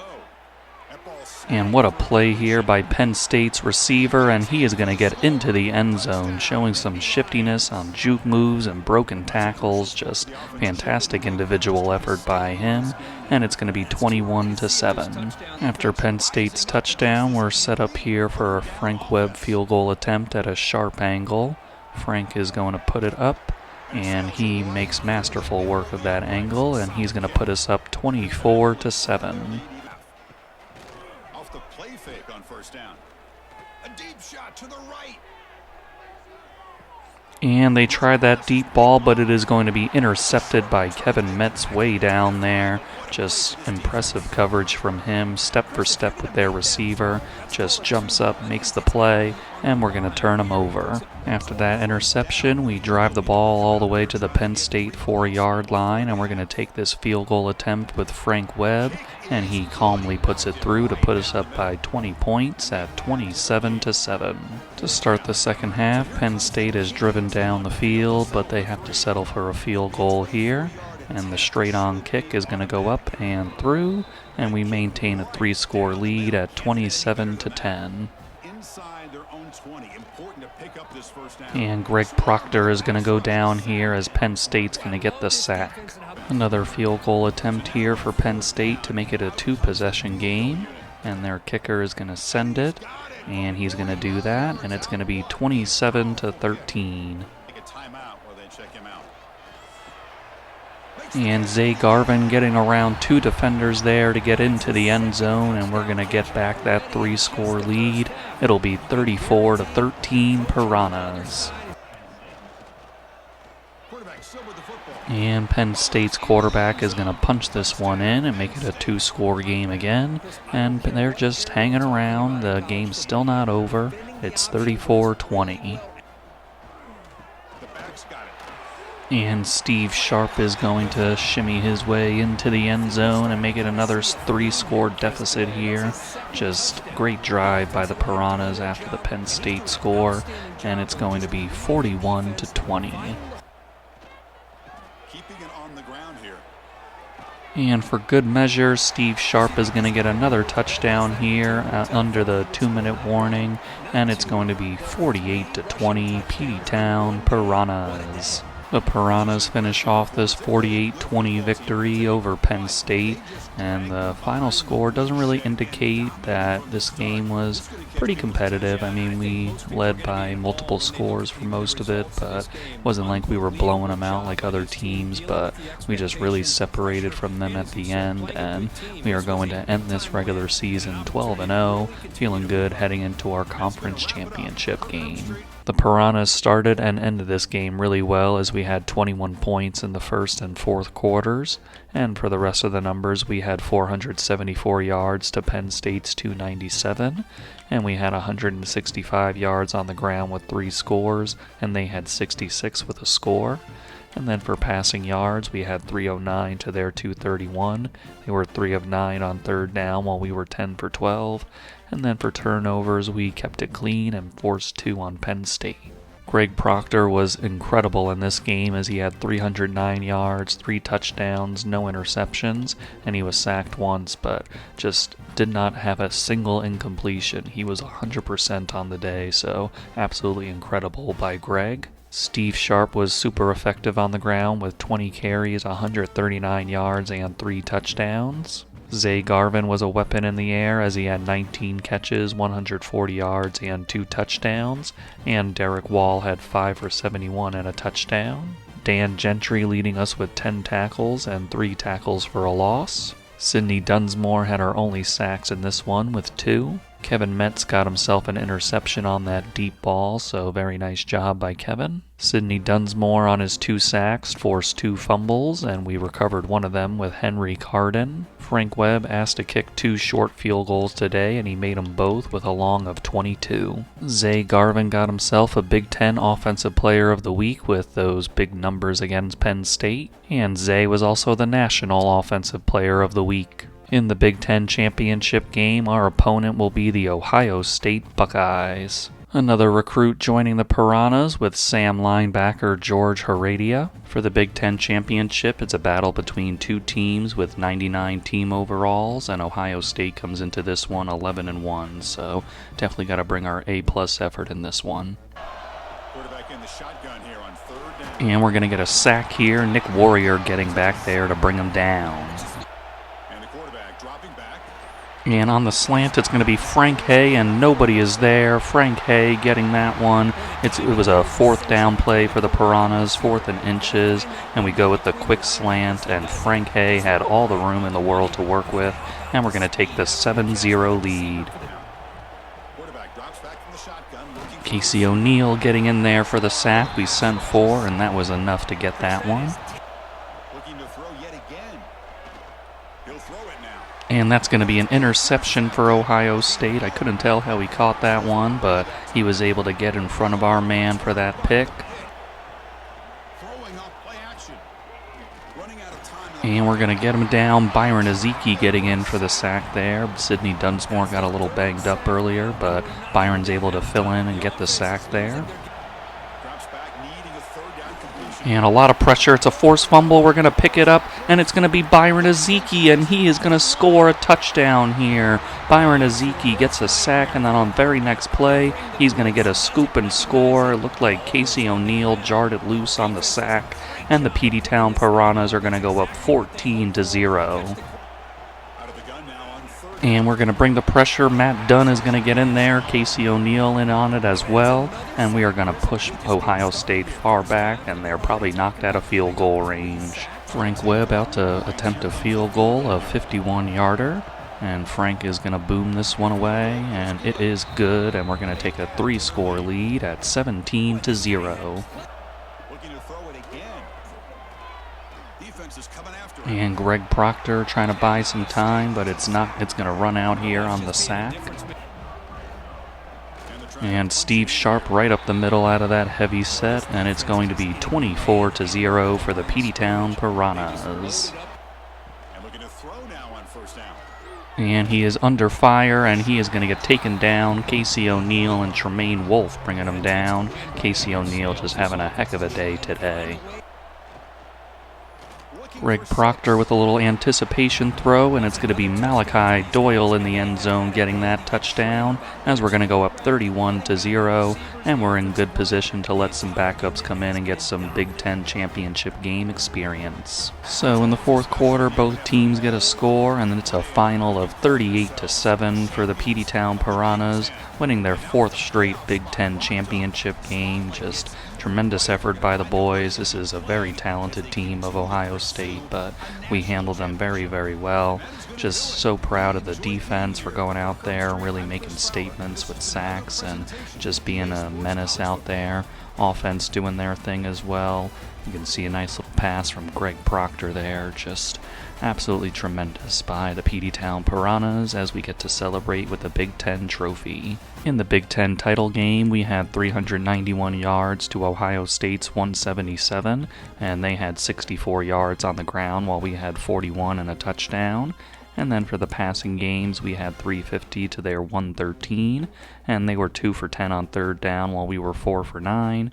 And then for turnovers, we both had 1. Greg Proctor had 330 yards, 2 touchdowns, and 1 interception, and that happened early in the game, and I'm glad he didn't let it affect him for the rest of the game. And then he was also sacked once, and John Hardy had 20 yards and a touchdown pass. Not a lot to see here in the running game, as Steve Sharp led us with 6 carries, 15 yards, and 1 touchdown. Zay Garvin didn't get in the end zone here, but he did lead us with 13 catches and 103 yards. And Nick Fry had 10 catches, 81 yards, and he had a receiving touchdown with the backups. And then Frank Hay had 6 catches, 63 yards, and a touchdown.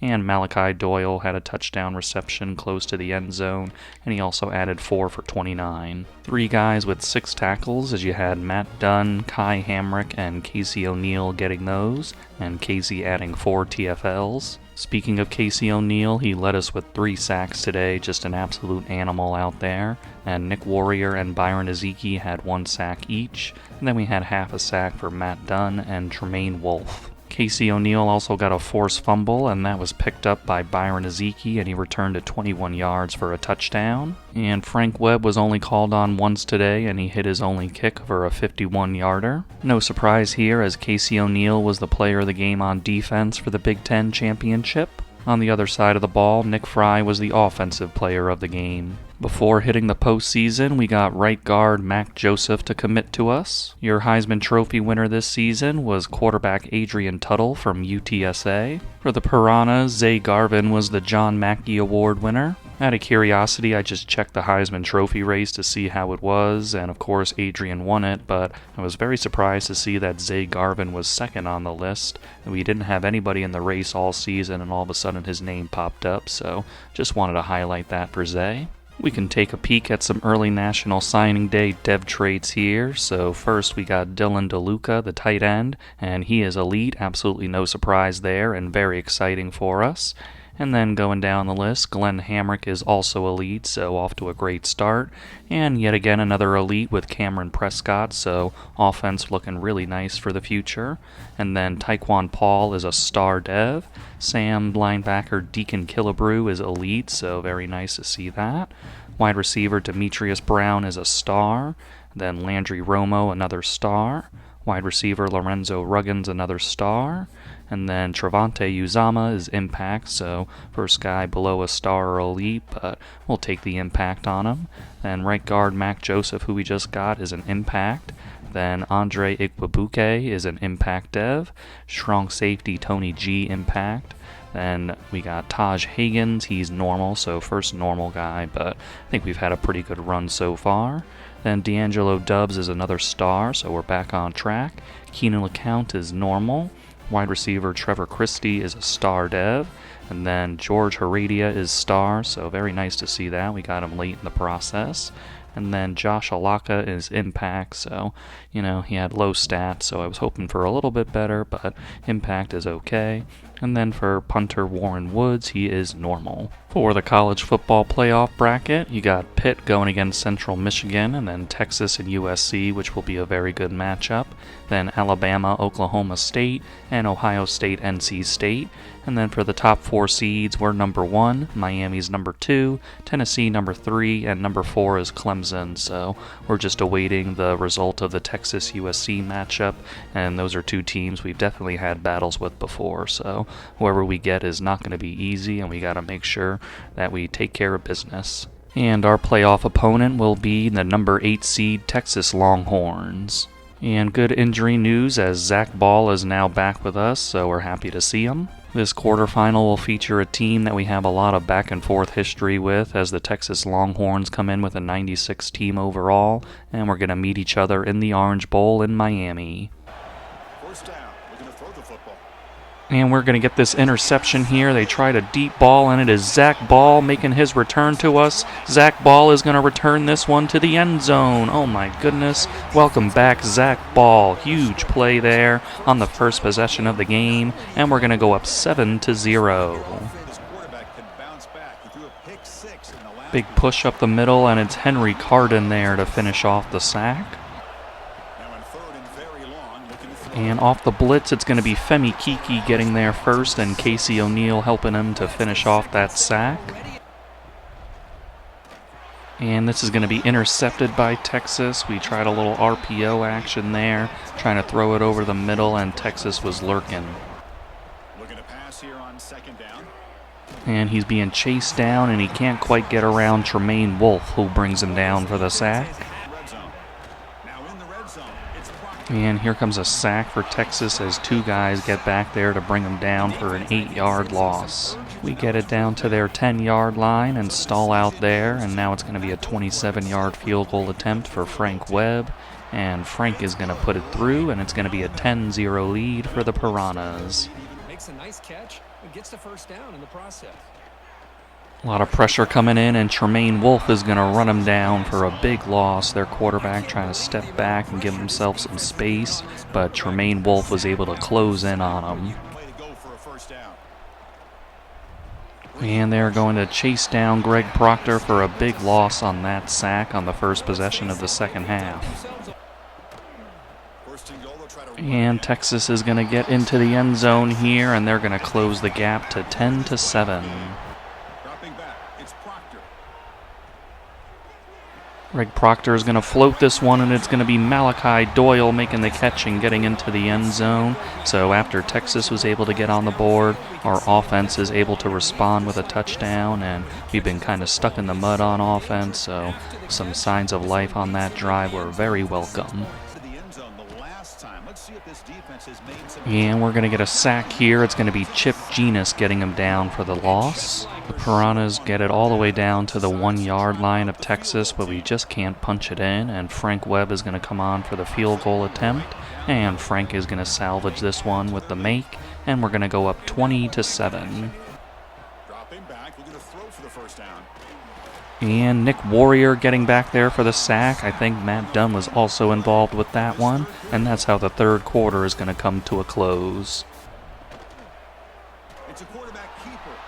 And Greg Prod. Space around the 30. And it's going to be a fumble, and it's going to be picked up by Texas. I didn't know what was going to go happen there, but it is going to be a turnover as Texas gets another one on their sword. And I just thought it was going to be a regular tackle, but Texas had other ideas as Greg Proctor is going to let that one loose after getting a nice gain on the ground, and it turns into disaster for the Piranhas. Out of the gun now on third down. Running out of time. Quarterback is scrambling, and he is going to get into the end zone, and the Texas Longhorns have made it a one-possession game off the backs of that forced fumble on Greg Proctor, and it's going to be 20-14. Quarterback wants to throw it on second down. And we're going to get a sack here. Henry Carden forces a fumble, but it's going to be recovered by Texas. Just ahead of the 2-minute warning, 4th down and 13 for Texas. He is going to drop back. He's going to throw it to the outside, and we have a man there. It's going to be intercepted. That is Kai Hamrick running down the numbers, and nobody is going to catch Kai, and he is going to score on the pick six. What a huge, huge play there. And we are going to go up 27-14. Maybe go for the 2-point, but we'll see what Petey Previtt decides to do. But absolutely massive play in this game. Petey Previtt will decide to go for 2 here. Greg Proctor's got us spread out now. And Greg pointing out some things to the guys. And Greg is going to drop back, throw it quickly, and it's going to stick to the hands of Alex Aguilar, and we're going to be up 28-14. Here comes a first down pass attempt. And Nick Warrior getting back there for the sack now, and that's going to be a nice 6-yard loss. Quarterback looking to throw it on second down. Taking a deep shot here late in the game. Launching it deep, and it's going to be intercepted down there. It's Kevin Metz making it. He just waited for it and had a nice over-the-shoulder grab, and the Peteytown Piranhas are going to get the ball back. Texas has used all of their timeouts, so Greg Proctor can go into the quarterback kneel, and the clock is going to run out here. And the Peteytown Piranhas survive this one with a 28-14 victory over Texas, easily our closest game of the year so far, and it still ended up in a multiple-score deficit win for us, but we will take it. Some big plays down the stretch by the defense, and offense had a big struggle here today, but did what they needed to come out with the victory. I say big struggle on offense, but that equates to 323 yards of offense, so really not that bad. Just felt like we were struggling to get some things moving today and had some turnovers, but 323 yards is nothing to sneeze at. And Texas had 193 yards, and then we go down to the rushing game, and we had 110 yards, while they had 3 and 2 touchdowns. And then for the passing game, we had 213 to their 190, and they were 5 of 12 on third down, while we were 5 for 11. And then for turnovers, we had 2, and we forced 3 on Texas. Greg Proctor, a little bit of a struggle today as he had 213 yards, 1 touchdown, and 1 pick, and he also had that fumble, and he was sacked twice. Steve Sharp didn't have a lot of room to run with early in the game, but as the game went on, he really found some holes to run through and really helped our offense steady a little bit as the game went on, and he had 18 carries, 113 yards. Zay Garvin had 8 catches for 80 yards, while Derek Wall had 3 for 51. And Nick Fry 5 for 28, and Malachi Doyle 4 for 22 and a touchdown. On defense, Matt Dunn was flying around out there with 11 tackles and 2 for a loss. For sacks, we had a few guys with 2, with Nick Warrior, Tremaine Wolfe, and Henry Carden, and then Chip Genus got himself a sack, and Matt Dunn had half a sack, as well as Femi Kiki and Casey O'Neill. For For interceptions, we got 3 of them, as Zach Ball got the big one to start us off with a touchdown on the pick 6. Then Kevin Metz got his to seal the deal, and Kai Hamrick had maybe the play of the game with that pick 6 to prevent the Texas Longhorns from scoring and for giving us a nice cushion to end the game with. Henry Carden got himself a forced fumble, but we did not recover it. Frank Webb not asked to do anything crazy as he hit his 2 field goals with a long of 27. For the semifinal, we're going to be taking on number 4 seed Clemson. Now that we know who we're playing in the semifinal, we can see how the rest of the college football playoff bracket has gone so far. Pitt blew out Central Michigan and then had a close loss to Clemson, which allowed Clemson to get to our matchup here. And then we had USC and Texas in a tight one that Texas, of course, pulled out. And we all know what happened in our game. Oklahoma State beat Alabama by 2 scores, but then they lost to Tennessee in a close one. And then NC State lost to Ohio State by 3 scores, and Ohio State then beat Miami, number 2 seed, and so that's going to set up Tennessee and Ohio State on the other side of the bracket. The Piranhas once again return to Pasadena to go to the Rose Bowl, and we're going to play our semifinal game here against the Clemson Tigers with their 87 overall and number 4 seed. There's the snap. Looking to throw the ball. And we're chasing them down, and it is going to be a sack by Henry Carden, and that's going to be a 7-yard loss. Dropping back, looking to throw for the first down. And they're going to bring the blitz, and it's going to get home on Greg Proctor as 2 guys bring him down. And we are not going to wait for them to do anything with that, as Sidney Dunsmore is going to get back there. I think he'll be credited with a sack. Couldn't tell if it was an RPO or play action, but either way, it's a nice play by Sidney. And he's throwing for it on 4th down. And we're going to get a touchdown here. It was a 4th down play call, and Petey Previtt decided to go for it, and that gamble worked out as we're going to get the touchdown pass to Alex Aguilar. Off the play fake, looking to throw. And it's going to be Dan Gentry getting in there for the sack on a blitz. And Zay Garvin is going to get this catch off the RPO flat play, and the Peteytown Piranhas are going to go up 14-0. After getting a look at that replay. And Zay Garvin is going to get the crosser to go his way, and Zay Garvin is in the end zone for the 2nd time today, as we're going to go up 21-0. Shotgun formation here on 3rd down. Launching one. Greg Proctor floating to the outside, and then it's going to be caught in the end zone. That's going to be Malachi Doyle getting us the touchdown, and we're going to go up 28-0 with just under a minute left in the first half. Looking to pass here on 2nd down. And we're going to get Chip Genus here coming off the edge for the sack. And goal from the 8. And off inside, looking for the And Clemson's running back is going to accelerate himself into the end zone. And Clemson has finally found some points to put on the board. It's going to be 28-7. We get it just inside their 30, but have to settle for a Frank Webb field goal attempt. And Frank is going to send it up, and it is good. And the Peteytown Piranhas will extend their lead to 31-7. They'll run it here. Running back has the ball. And here's a fumble, and it is going to be scooped up by the Piranhas, and we're going to break free with this one. Looks like Matt Dunn is going to be the one to return this one all the way back for a fumble 6. And the Peteytown Piranhas are going to go up 38-7 on a nice play by the defense. Gave the starters one last drive before I bring the backups in, and that's going to result in a Frank Webb field goal attempt. And he turns that attempt into a make, and we're going to go up 41-7. The Piranhas get back to their dominant ways in this one as we get the 53-7 victory over Clemson in this semifinal, and we are going to be going back to the national championship, and we're very excited about that. We were separated by almost 200 yards in this game as we got 381 to Clemson's 182. And they had 24 yards and a touchdown on the ground, while we had 40. And then for passing yards, they had 158 to our 341. And they were 1 for 9 on 3rd down, while we were 6 for 13. And for turnovers, they had 2 and we had 0. Greg Proctor was brilliant in this game, really picking himself up after a bit of a struggle in our last game, as he had 323 yards, 4 touchdowns, and no picks, and he was sacked once. Not a lot going on in the running game today as Nick Wire came in with the backups and got 5 carries and 24 yards to lead us. Frank Hay had a nice receiving day with 9 catches, 124 yards, and Zay Garvin had 12 for 113 and 2 touchdowns. Malachi Doyle 3 for 35 and a touchdown, and Alex Aguilar had a short 6-yard touchdown. Dan Gentry led us with 8 tackles and 2 tackles for a loss. For sacks, Chip Genus got 1.5, and then Dan Gentry had 1, as well as Sidney Dunsmore and Henry Carden. Then we had half a sack each for Stevie Johns, Nick Warrior, and Byron Ezeki.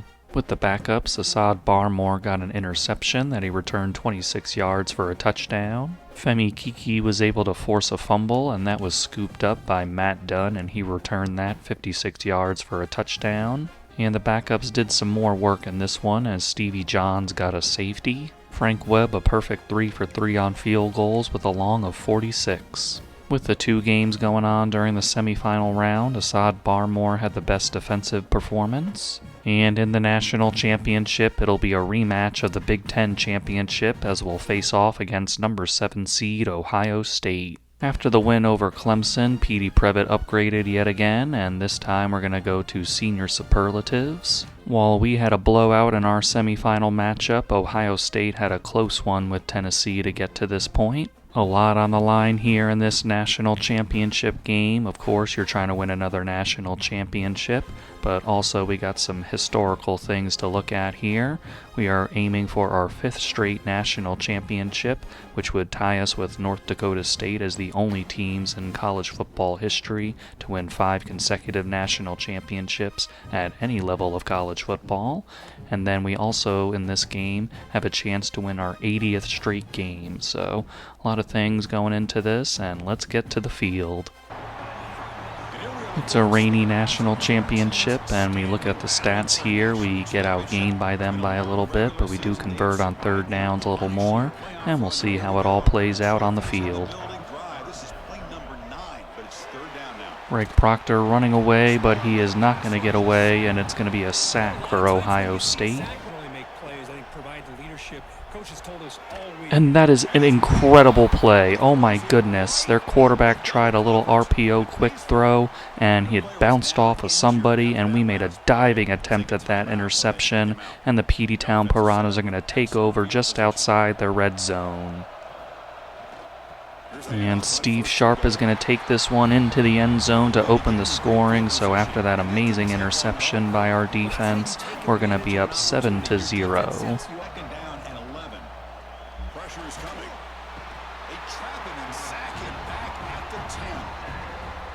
Nothing is more gratifying for a defense to be able to sit back and play zone and still get pressure on the quarterback. Was not paying attention. I was looking at a text message, but Chip Genus got a sack here, and I want to highlight that. So sorry about that, Chip. I love you, buddy. Quarterback looking to throw it on 2nd down. And Ohio State is going to cut this one off, and they're going to have a chance at a return, but Greg Proctor is going to take him down before he can. Just beautifully read by the linebacker. He knew what we were trying to do, and Ohio State's going to get some momentum here. And we're closing in on him. What a great pass rushing rep there by Byron Ezeki to get in there. Ohio State is going to fire this one into the end zone, and it's going to be a touchdown for them, and they're going to tie this one back up after that interception. And we're going to get Byron Ezeki in on a sack here, like a bullet getting in there. And Byron Ezeki on back-to-back plays is going to make sacks, and he's already got 3 on the ball game. I switched to tackles, so I'm not sure if it was actually 3 sacks, but we're going to get back-to-back ones here to get Ohio State off the field. And Zay Garvin on the crosser is going to get into the end zone, so nice response from the offense. And we're going to retake our lead at 14-7. Frank Webb setting up for a field goal attempt here. It's going to be a 43-yarder, and Frank is going to send this one up, and it is good. So we're going to take a 2-possession lead with just under a minute left in the half at 17-7. Looking to pick up the 1st down through the air. He'll take a deep shot. And that is going to be a leaping interception in the back end there. Kai Hamrick with the play, and we are going to make sure that Ohio State can't add anything before the end of this half. Remaining before the end of the half. And Greg Proctor is going to go down here on a sack as Ohio State's going to prevent us an opportunity to add any more before the end of the half. So it's going to remain 17-7 at halftime. Offense and pre-snap motion. And we are going to get the RPO play to work out for us here, as it's going to be a touchdown for Rico Mulligan. They went with our receiver on the outside there and lost Rico in translation, and we're going to go up 24-7. Looking to pass. It's Burns. And the big blitz is going to work out for us as we're going to get the forced fumble from Matt Dunn, and it's going to be picked up by Casey O'Neill for a scoop and score. And this Peteytown Piranhas defense, which is specialized in defensive touchdowns, is going to get another one here, and we're going to make it 31-7. Out of the gun now on third down. A deep shot to the right. And, oh my God, another diving interception here. It's off a tip, and Zach Ball is going to be the beneficiary this time for the interception, as we're going to take over on their side of the 50. Getting it inside Ohio State's 10-yard line and going with a field goal attempt for Frank Webb. Frank is going to put it up, and it is good, and we're going to go up 34-7. This crucial conversion right now. Looking to the end zone. And that is a fantastic catch by Ohio State's wide receiver in the end zone, just skied for it. We had a guy with a hand up, but their receiver was able to concentrate and reel it in, and that's going to make this one 34-14. In the last possession, the defense just had no answer. And they are going to toss another interception right to us, as Femi Kiki is going to get this one, and he's going to return it to their 11. Steve Sharp is going to get the cutback lane, and Steve Sharp is into the end zone for the Piranhas, and we are going to get this one to 41-14. And the Peteytown Piranhas get this national championship victory, a final score of 41-14. That will be 5 straight national championships for the Peteytown Piranhas and 80 straight victories. Just remarkable consistency for this program, and I am so proud of what they accomplished. And this season, just absolutely no doubt, best team in the country, just winning all their games by multiple scores, and Petey Previtt will lift that national championship trophy once again. And so incredibly proud of this team, this program, these players, just setting precedents, setting history-making performances, and just absolutely fantastic. In the national title game, not a lot of offensive yards to go around in this one, as we had 293 to Ohio State's 201, and we had 108 yards rushing and 2 scores, while they had 84. And for the passing games, we had 185 to their 117. They were 4 of 13 on third down, and we were 3 for 9. And then for turnovers, they had 5, and we had 1. Wanted to make sure I get this note across that Jamal Burns is their starting quarterback, of course, that we saw in this game, but he was not available for the Big Ten championship game. Sam Livings was their quarterback for that one, so we actually beat their backup in the conference title, but this time around we beat their starter for the national championship, and it was another decisive victory. Greg Proctor in this national championship had 185 yards, 2 touchdowns, and 1 interception, and he was sacked twice. In his final game as a Piranha, Steve Sharp was excellent with 28 carries, 115 yards, and 2 touchdowns. Malachi Doyle led us with 3 catches and 40 yards, while Zay Garvin had 7 for 38 and a touchdown. Derek Wall 3 for 33, and Rico Mulligan 2 for 29 and a touchdown. Femi Kiki in his final game had 8 tackles to lead us. Byron Ezeki really showed out in this one as he had 3 sacks, and then Matt Dunn had 1, as well as Chip Genus. 4 interceptions here for the Peteytown Piranhas in the national championship. Matt Dunn had the one that was a diving interception early in the game. I couldn't identify who it was, but it was Matt Dunn, so great job by him. And then Femi Kiki had 1, and Zach Ball had the other diving interception, and Kai Hamrick got his as well. Matt Dunn was also part of another turnover as he forced a fumble, and that was recovered by Casey O'Neill that he scooped and scored. Frank Webb hit 2 field goals today with a long of 43. Byron Ezeki really shined on defense in the national championship, and he was rewarded as the defensive player of the game. And of course, Steve Sharp was the offensive player of the game. Looking at how our guys performed this season, Greg Proctor had 4,397 yards, 46 touchdowns, and 9 interceptions. And shout out to John Hardy for his 347 and 7 touchdowns. Steve Sharp with 211 carries, 1,268 yards, and 18 touchdowns.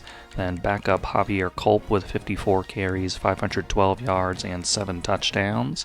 And then Greg Proctor's 72 carries, 184 yards, and 6 touchdowns. Zay Garvin with 168 catches, 1,720 yards, and 17 touchdowns. And Derek Wall with 51, 718, and 7 touchdowns. Frank Hay, 55 for 658 and 7 touchdowns. And Malachi Doyle, 48 for 473 and 9 touchdowns. And then out of the backfield, Nick Fry with 57 catches, 444 yards, and a touchdown. Femi Kiki, the only guy in the 100 tackle club with 105, and he had 25 for a loss. The only guy above Femi with TFLs was Tremaine Wolfe with 26. Then Nick Warrior also had 25, Dan Gentry 22, Sidney Dunsmore 22 as well, and Casey O'Neill with 21. 3 guys in the 10 sack club with Sidney Dunsmore and Casey O'Neill getting 10.5 each, and Tremaine Wolfe with 10. For interceptions, Matt Dunn and Zach Ball each had 6, then Kevin Metz had 5, and Kai Hamrick had 4, then 3 for Luis Moe, and 2 each for Femi Kiki, Devin Odrick, Josh Linder, and Pat Dillard. A lot of defensive touchdowns to go around this season as Kai Hamrick had 3, Matt Dunn had 2, as well as Zach Ball, then 1 each for Pat Dillard, Tremaine Wolfe, Henry Carden, Assad Barmore, Casey O'Neill, Byron Ezeki, and Skylar DeMarco. In pass deflections, we were led by Devin Odrick's 10. Sidney Dunsmore led us with 5 forced fumbles, and Casey O'Neill had 3, Henry Carden had 2, then 1 each for Femi Kiki, Matt Dunn, Josh Linder, George Boozer, Ezekiel Bird, and Chip Genus. For fumble recoveries, Casey O'Neill and Skylar DeMarco had 2 apiece, then 1 each for Sidney Dunsmore, Henry Carden, Tremaine Wolfe, Byron Ezeki, Matt Dunn, Ezekiel Bird, and Nick Warrior. 2 safeties for us this season as Stevie Johns and Dan Gentry each had 1. Excellent season for Frank Webb as he was 26 of 27 on field goals at a 96% clip and a long of 63. As for career stats, Steve Sharp had 347 carries, 2,061 yards, and 27 touchdowns, while Nick Fry had 260 for 1,260 and 12 touchdowns. As for the receivers leading us, Derek Wall had 1,488 yards, Malachi Doyle had 1,431, Frank Hay had 1,189, and for touchdowns, Derek had 16, Malachi with 22, and Frank with 11. On the defensive side, for career stats, Matt Dunn had 237 tackles, 10 for a loss, 2.5 sacks, and 8 interceptions. And then scrolling right along, he had 2 defensive touchdowns, 15 deflections, and he had a forced fumble and a fumble recovery. Femi Kiki finishes with 233 tackles, 42 for a loss, 4 sacks, and 3 interceptions. And then we go here, he had 11 pass deflections, and 1 forced fumble, 1 fumble recovery.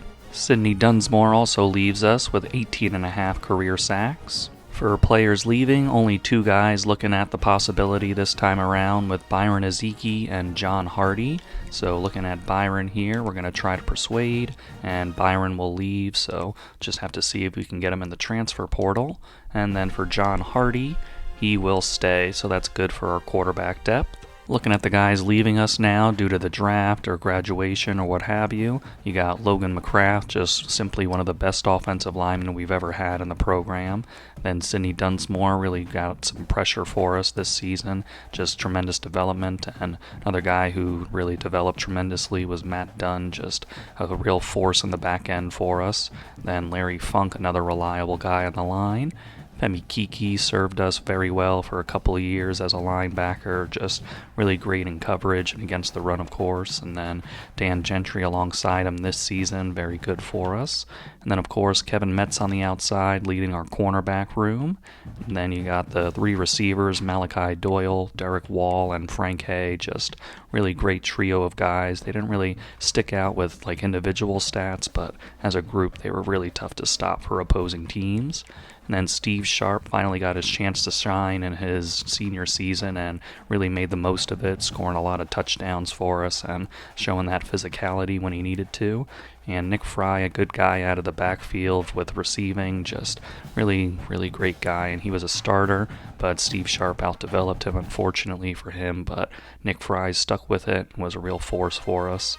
And then we'll see if we can get Byron back, of course. Then Eric Heggie, unfortunately, he got injured. Really sad to see that, but he'll have another ring to show for it thanks to the effort of the rest of the team, and his contributions can't go unnoticed.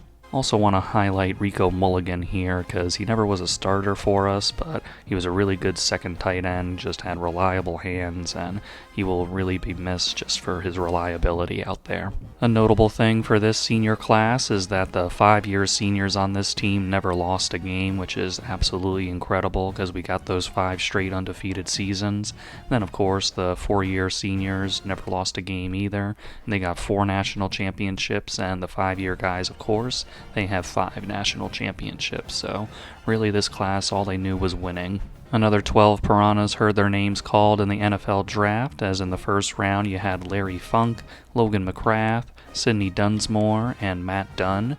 Then in the second round, Malachi Doyle, Femi Kiki, Kevin Metz, and Pat Dillard.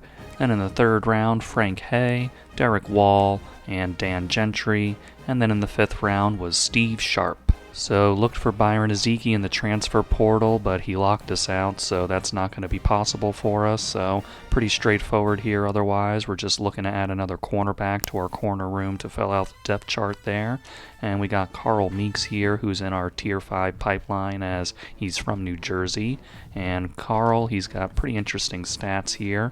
He's got 92 speed and 95 acceleration, and he also has 72 zone coverage, so we'll see if we can boost that up. But he's also pretty young. He's going to come in as a junior, so we'll get a couple years to work with him, especially for next year when we got some top guys leaving. He'll be a guy that we can lean on a little bit in the following season. Moving on to the following week, Carl is in first place here over Penn State. It's a tight battle, but we did add him on a week 4 visit, and we also have his hard sell with Jim Rat. And we made it to the 3rd week of the transfer portal, and we didn't even need that week 4 visit for Carl because he's committed to us, so we're pretty much wrapped up in the transfer portal period. Looking at Carl's depth chart, he ended up being normal, so that's a little unfortunate, but we didn't really need him to be anything special anyway. With this recruiting class, we ended up with 4 elite dev players and 7 star devs, so very excited about that. And looking at the top classes in the country, we ended up with the number 2 class behind Georgia, merely because they ended up signing a full class of 35, but we outbid them with 7 5-stars, and then we got 10 4-stars and 3 3-stars. Heading into training results, our guy Zay Garvin has upgraded to an elite dev, and Zach Ball has also been upgraded to elite.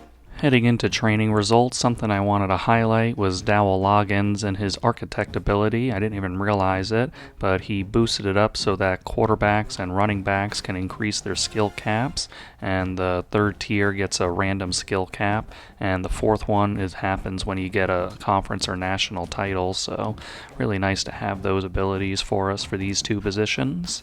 Our guy Greg Proctor is part of the 99 overall club, as he's gotten his accuracy to its cap and 99s across the board except throw under pressure, which is still a very nice 91. And then we also maxed out his IQ, so he's got 99 awareness. And then for his throw power, we got that up a little bit to 97. And with that increase in throw power, we got him to platinum off platform. And we also got him to silver on time. Javier Culp is at an 87 overall, 89 with tactician boosts, and he's gotten there by getting his quickness to 96 speed and 97 acceleration. And we also worked on his elusiveness, where it's at its skill cap. He's got 99 agility and change of direction. And then for his IQ, we got that up a little bit. And then for his abilities, he's got Bronze Shifty and Gold Downhill. Lee Prince is a guy who could possibly have a role next season in the backfield as he's a contact seeker, and for his ratings he got his quickness to its cap and his elusiveness to its cap, and we were able to increase those because of senior superlatives, so that helped him boost up a little bit. And then we also got his IQ to a nice spot. And then for his abilities, got to highlight that platinum downhill, which is a great ability, and then he's got workhorse to bronze and balance to bronze. Emmanuel Sambrelo is a 93 overall, 95 with tactician boost, and he had already maxed out his quickness, so you love to see that. Then his hands are in a good space with catching at 92 and catching traffic at 95. Then for route running, everything is above a 92 here. And then for his abilities, he's got platinum cutter and gold sure hands. Salisi Tavasu is an 88 overall, 89 with tactician boost, and for him, his quickness is now to its cap at 94 speed, 93 acceleration. Then his hands is at 93 catching and 98 catching traffic, 99 spec catch. Then we also got his route running up a little bit. And then for his abilities, he already had all of these with Bronze Press Pro, Platinum Sure Hands, and Bronze 50/50. Rolling Crouch is at an 87 overall, 89 with tactician boost, and we had already gotten his quickness to its cap at 97 speed, 95 acceleration. We also did work on his hands here, and then his route running, everything here is above a 90. And for his abilities, he already had the Platinum Sidestep and Gold Shifty, and this offseason we added Platinum Cutter. John Mackey Award winner Zay Garvin is a 92 overall and 95 with tactician boost, and he had already maxed out the route running, and we got his hands to its cap, and then his blocking got a big upgrade, and then for his abilities he's got gold sure hands. Guard Kevin Miner is a 90 overall, 92 with tactician boost, and his run blocking is at its cap, and we also got his IQ up as well as his pass blocking. Then over in his abilities, he's got Platinum Quick Step, Option Shield, and Quick Drop, and he's also got Gold Outside Shield. Working back from his devastating injury, Trevon Fouts has become a 99 overall player for us, and he's gotten there by getting to his cap and run blocking, then maxing out his pass blocking, power, and IQ. And then for his abilities, he's got platinum in everything with Pocket Shield, Outside Shield, Strong Grip, Option Shield, and Inside Shield. Dexter Eisen is a 91 overall tackle for us, and we got him there by getting his pass blocking almost to its max. Then we got his run blocking to his max, boosted up his power a little bit, and then in his abilities he's got platinum in everything except Screen Enforcer, but we do have it in Quick Step, Option Shield, Outside Shield, and Quick Drop. Starting us off on the defensive side of the ball, you got Ezekiel Bird, who's a 92 overall, 94 with tactician boost, and we got him there by getting his power and finesse moves up to 95 each, then his run stopping where everything here is at least a 90. Then for his abilities, he had the Platinum Pocket Disruptor. We also got him Platinum Duress. Tremaine Wolf is a 93 overall, 94 with tactician boost, and we got his power and finesse moves to 95, and then his run stopping almost to its cap, but he's a very good run stopper. He's got that 91 block shed and 99 and everything else. And then for his abilities, he's got the Gold Duress, Gold Takedown, and Gold Pocket Disruptor. Warren Newcomb is now a 96 overall, 98 with tactician boost, and we got him there with his IQ boosting up to 84 awareness and 84 play rec, and his quickness had already been at 91 speed and 97 acceleration, and we went down to his pass coverage, got him to 99 zone coverage, and for his abilities he's got Gold House Call and Gold Robber. Another linebacker to keep an eye on is 93 overall, 96 with tactician boost, Kane McCarthy, and we got him there by getting his IQ to 85 awareness, 83 play rec, and his quickness had already been at 90 speed and 96 acceleration, and we also boosted his zone coverage to 89 zone and 80 man, and then for his abilities he already had the Gold Robber. Devin Odrick is a 99 overall at corner, and for him, he's maxed out his man coverage, and his zone coverage is very good at 93 and play rec at 97. His quickness was already maxed out, and we got his hands at 84 catching, and with all that, we got his abilities to Platinum Blanket Coverage, Gold Jammer, Platinum House Call, Silver Ball Hawk, and Gold Knockout. Zach Ball is a 97 overall, 98 with the tactician boost, and we've got his man coverage to his cap as well as his zone. And then for his abilities, he's got platinum knockout, platinum house call, and gold ball hawk. Josh Linder rounds out the trio of high 90s corners that we have, as he's 96 overall, 97 with tactician boost. And for him, we got his man coverage and zone coverage to their caps. They were just one away, so that wasn't too difficult. And then we got his hands up a little bit. Then we maxed out his run stopping and power. And then for his abilities, he's got silver jammer, and he's got platinum wrap up. We got another 99 overall with Kai Hamrick, and we got him there by getting his zone coverage almost to its cap, and we capped out his man coverage, and his quickness was already there, and we also added a little bit to his run support. And then for his abilities, he's got silver ball hawk, and he already had the platinum house call and robber, and we also added gold knockout. Caesar Mingo is listed as a free safety, but at 90 overall and 91 with tactician boost, he's our second best safety, so I think I'm going to have him at strong safety next season. And what he brings to the table is his zone coverage at 97 and man coverage pretty good there as well. He's got the quickness at 92 speed and acceleration. He's got a little run support added as well. And then for his abilities, he's got platinum house call, platinum robber, and silver knockout. Another year, another undefeated season for the Peteytown Piranhas, making it 5 straight. And this year, Petey Previtt won his 7th national title, and that ties him with Nick Saban. So next year, we're going for some history as we try to pass Nick Saban in that category. And we also try to win 6 straight national titles, which has never been done in any division in college football history. So a lot of history on the line next season for the Piranhas, and I think we have the guys to make it happen. I'll see you guys in the next video.